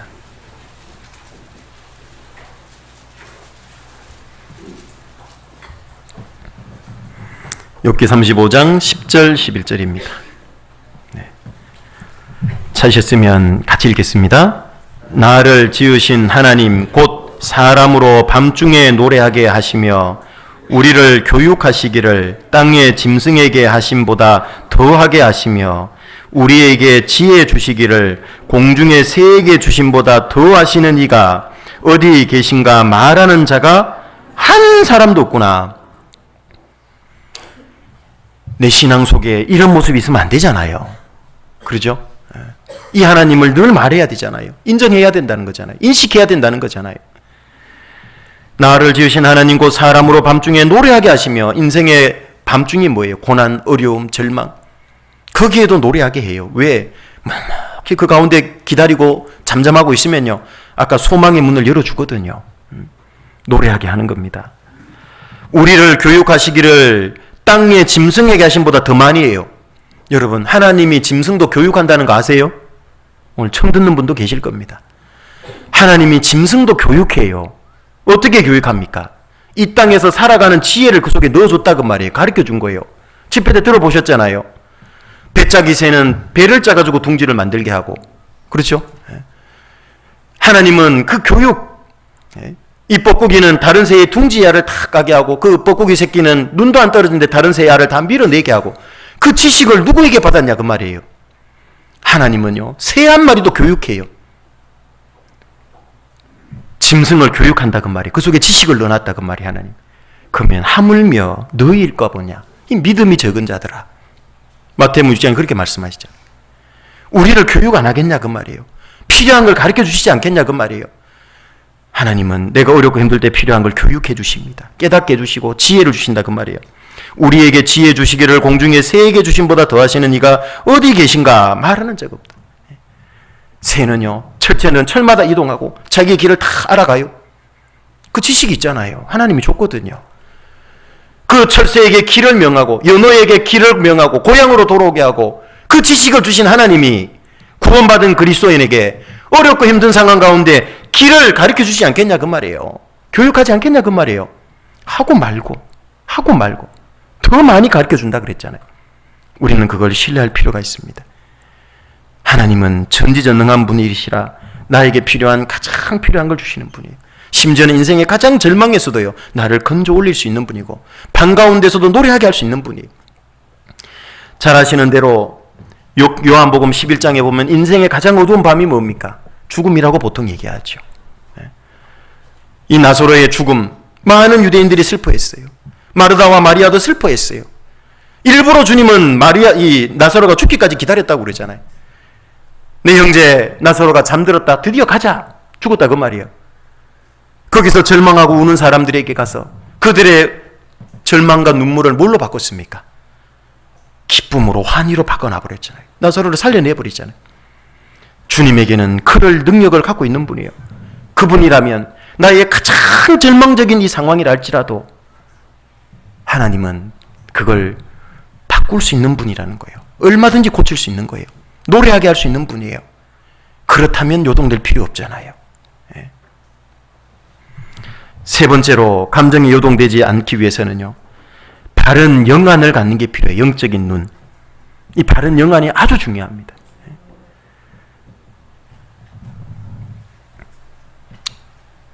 내가 보는 것이 전부가 아닐 수 있다는 걸 항상 기억해야 됩니다. 나의 영안은 아직 완전하지 않아요. 하나님이 보시는 것만큼 못 봐요. 불완전합니다. 고로 내가 본 것은 100%가 아니에요. 100% 사실이 아니다 그 말이에요. 나는 부분 조금밖에 못 봐요. 내가 본 것 때문에 요동되고 흔들릴 필요 없어요. 그렇죠? 우리가 귀도 마찬가지예요. 뭔가를 들어요. 듣지만 듣는 소리를 듣는 거지요. 맞죠?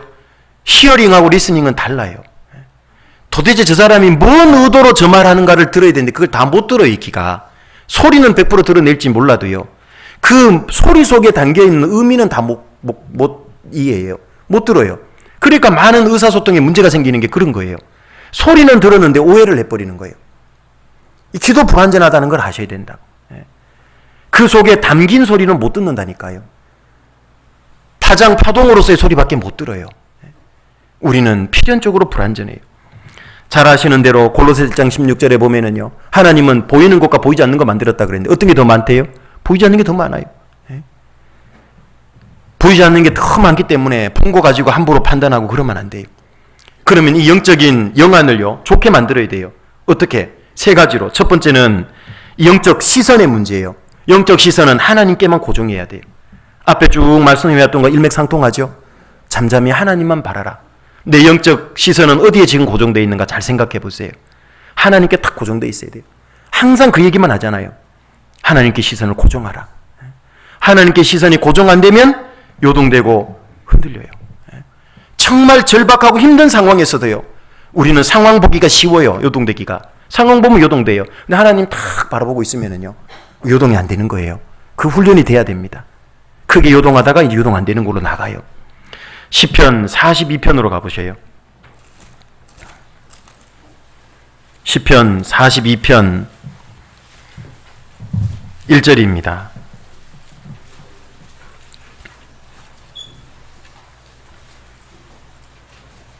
(42편) 1절.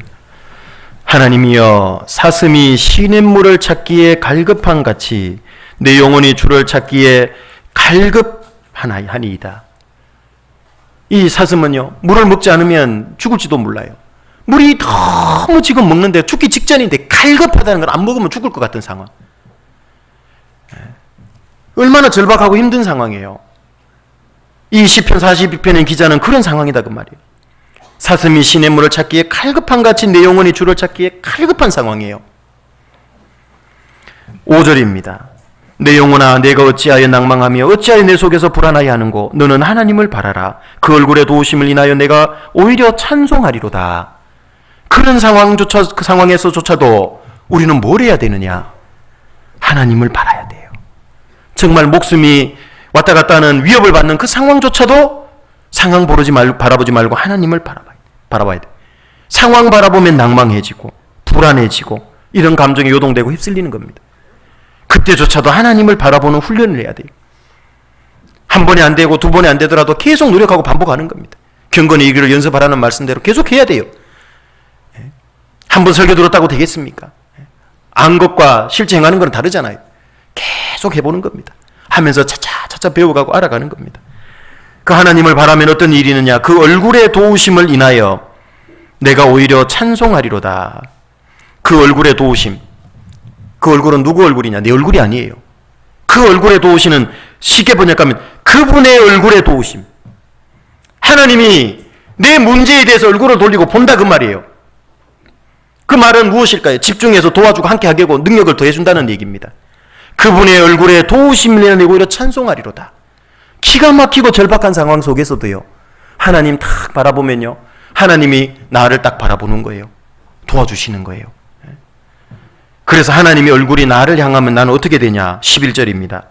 내 영혼아 내가 어찌하여 낭망하며 어찌하여 내 속에서 불안하여 하는고 너는 하나님을 바라라. 나는 내 얼굴을 도우시는 내 하나님을 오히려 찬송하리로다. 이것도 똑같은 말씀인데 딱 바뀌어 있죠. 뭐가 바뀌어 있습니까? 하나님을 앙망하고 바라보는 그 사람은요, 하나님이 그 사람을 향해서 고개를 돌려주고 그 사람도 어떻게 돼요? 내 얼굴을 도우신다 그랬잖아요. 고개를 들게 하고. 이렇게 돼야 되는 겁니다. 시선을 하나님께 고정하세요. 그러면 그 사람은요, 틀림없이 신앙이 점점 크게 요동되는 곳에서 요동 안 되는 데로 나가요. 소망 가운데 거할 수 있게 되는 겁니다. 이스라엘 민족이 홍해 앞에서 닦아요. 다 하나님을 의지하고 보라 그랬잖아요. 보니까 어떻게 해요? 홍해 딱 갈라지잖아요. 하나님의 도우심을 경험해요. 항상 시선은, 영적 시선은 하나님께 고정해야 되고, 두 번째, 영적 시각은 넓혀야 되는 겁니다. 영적 시각이 좁아지면은요, 자꾸 문제가 걸리고 요동되는 거예요. 왜? 부분만 보고 문제가 되는 거예요. 이 영적 시각을 넓히기 위해서는요, 말씀을 많이 듣고 봐야 됩니다. 그래야지만 이게 넓게 봐져요, 넓게. 이 말씀을 가까이 안 보고 자기 감정이나 생각에 충실해버리면은요, 생각이 안 깨져요. 그 생각에 자기라는 우물에서 못 벗어난다고. 근데 말씀을 보면 어떻게 돼요? 생각도 바뀌고 깨지고, 이럴 수도 있구나. 점점 넓어지죠, 하나님처럼. 배워가는 겁니다. 그래서 말씀을 가까이 해야지만 영적인 이 시각이 점점 넓어져요. 말씀을 깊이 묵상해야 돼요, 성경 보면서. 그래야 점점 많은 게 깨달아져요.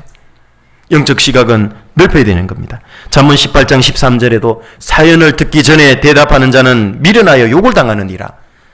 잘 듣는 게 중요해요. 잘 들어보면은요, 섣불리 몇 마디 했다고 막 지레 얘기해버리면 편견이죠. 속단이 되는 겁니다.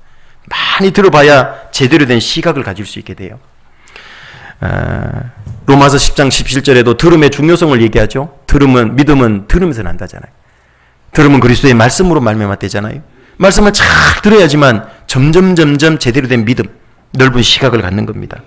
고린도후서 6장 11절부터 13절에 고린도 성도들에게 사도 바울이 얘기했잖아요. 고린도인들이여 너희를 향하여 우리의 입이 열리고 우리의 마음이 넓었으니 그랬잖아요. 사도 바울은 고린도 성도들에게 마음이 넓어 있었던 거예요. 그런데 문제는 고린도 성도들은 좁아 있었던 거예요. 영적인 시간이 좁다 그 말의 시각이. 닫혀 있었던 겁니다. 너희가 우리 안에서 좁아진 것이 아니라 오직 너희 심정에서 좁아진 것이니라. 고린도서 6장 11절부터 13절 읽어보면 그렇게 나옵니다. 너희 심정에서 좁아졌대요. 마음속에서 엉뚱한 생각, 잘못된 생각, 감정, 잘못된 감정과 타협해서 감정이 있건 대로 생각하니까요, 마음속에서 탁 좁아져 있는 거예요. 그래서 위대한 사도 바울에 대해서 판단하고 오해하고 그랬던 거예요. 안 좋은 감정이 싹 떴던 거죠. 그러면서 13절에 내가 자녀에게 말하듯 하노니 보답하는 양으로 너희 마음을 넓히라. 넓혀야 되는 겁니다. 말씀을 자꾸 들어야지 넓어지는 겁니다. 영적인 시각은 넓혀야 되는 겁니다. 넓히면 어떻게 되는지 아세요? 좁아져 있을 때는요, 어두운 면만을 자꾸 봐요. 부정적인 면만을 봐요. 형제자매들의 단점만을 자꾸 봐요. 그런데 영적인 시각을 딱 넓히면요, 뭐가 보이는지 아세요? 밝은 면이 보여요. 넓혀야 되는 겁니다. 그래야 감정에서 빨리 벗어나요. 여기에 그림자, 손가락을 세우니까 그림자가 생겼어요. 이 그림자가 있다 그 말은 어두운 면도 있지만 반대편은 뭐죠? 밝은 면이 있는 거예요. 좁아져 있으면 어두운 것밖에 못 봐요. 나한테 누군가 문제를 준다면 그 문제밖에 못 본다고. 거기에 맨날 매여 있는 거예요. 죄송합니다. 밴댕이 속알물이라 그러죠. 여러분 밴댕이 속 본 적 있습니까? 궁금하신 분은 저 강화도 가서 밴댕이 회를 한번 드셔봐 봐요. 밴댕이 속이 진짜 적거든요. 진짜 적어요. 잘못하면 신앙이 그렇게 될 수 있다고요. 넓은 시각을 가져야 되는 거예요. 전도서 7장으로 가보시면은요,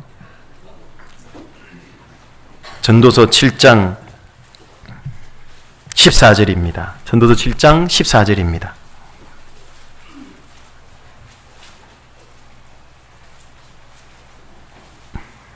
(7장 14절) 형통한 날에는 기뻐하고 공고한 날에는 생각하라. 하나님이 이 두 가지를 병행하게 하사 사람으로 그 장래일을 능히 헤아려 알지 못하게 하셨느니라. 인생을 살아가다 보면요, 하나님이 두 개를 병행하게 했어요. 내가 잘 풀리고 신앙생활 재밌는 때도 있어요. 형통한 날. 때로는 공고한 날도 와요. 막 자꾸 부딪히고 힘들고 어려운 일도 온다고. 왜 하나님이 두 개를 병행하게 했을까? 항상 형통한 날만 주시지 이걸 통해서 깨닫게 하려는 게 있다는 거예요. 형통한 날에는 기쁨을 경험하게 하고 공고한 날에는 생각의 깊이를 깊게 만들려고 그러는 거예요. 자기를 돌아보게 하고 무슨 일이 뭐 때문에 이런 거고 그러면서 이게 깊어지는 거예요. 넓어지는 거라고 자꾸. 신앙이 자란다 그 말이에요. 징계도 넓게 보면 결국은 사랑이죠. 그죠? 징계 자체만 보면 실족하지만 그 근원이 사랑이에요. 넓게 보면. 자기 가진 것에 성경은 감사라고 그랬잖아요. 있는 바를 족한 줄 알라 그랬잖아요. 자꾸 다른 사람하고 비교하는 그 좁아진 시각이 있으면 맨날 없는 것 때문에 문제가 되잖아요. 반면에 내가 있는 것도 많거든. 넓게 봐야 되거든요. 그래서 이 영적인 시각도 넓혀야 되고 영적인 시력도 높여야 돼요. 시력을 좋게 만들어야 돼요. 참과 거짓을 잘 구별할 수 있어야 됩니다. 네가 진리의 말씀을 옳게 분별하며 그게 충성된 일꾼입니다. 말씀도 잘 분별해야 돼요. 그리고 사실인 것과 사실이 아닌 것도 구별해야 돼요. 실제 문제는 요만한데요. 감정이 여기 덕지덕지 붙여갖고 문제가 이만하게 느껴진다고. 되게 문제에 걸리는 분들은 이렇게 돼 있어요. 문제의 본질 보면 아무것도 아니고 작아요. 얼마든지 고칠 수도 있고 바꿀 수도 있는 거고 또 그것이 더 좋은 방법일 수도 있어요. 내 생각이 틀리니까. 틀릴 수도 있잖아요. 그런데 거기에 감정이 막 붙는다고. 감정이. 그러면 그 감정 때문에 결국은 거기에 눌려가지고 실족해버리는 거예요. 실제 감정 떼내고 봐야지. 그래서 영적인 시력을 높여야 돼요. 잘 봐야 되는 겁니다. 직시해야 되는 겁니다. 그리고 좀 멀리 봐야 돼요. 멀리. 가까이만 보지 말고. 신앙생활하는 과정만 보면요. 힘들고 어려우면 실족하지만요. 저 멀리 천국까지 봐보세요. 과정인 겁니다. 과정. 그럼 이 고난이란 건 나쁜 게 아니잖아요. 애매한 고난도 나쁜 게 아니잖아요. 저 영광 주려고 이거 준 거거든. 신앙을 단편적으로 보면 안 된다는 얘기고요.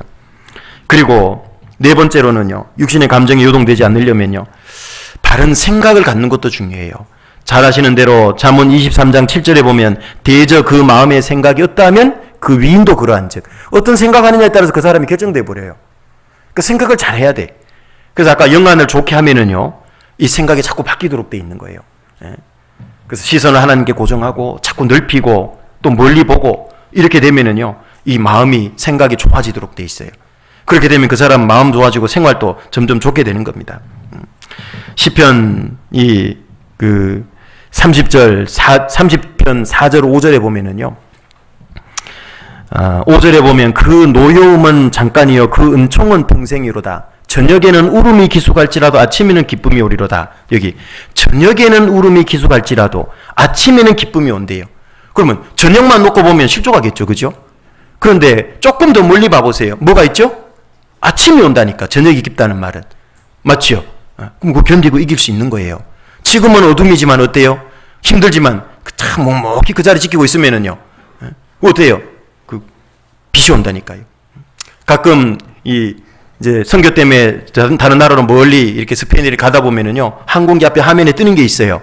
거기 그림 지도 잘 보면은요. 운행 지도에 보면 계속 밤이 쓱 지나가는 거 있어요. 보셨죠?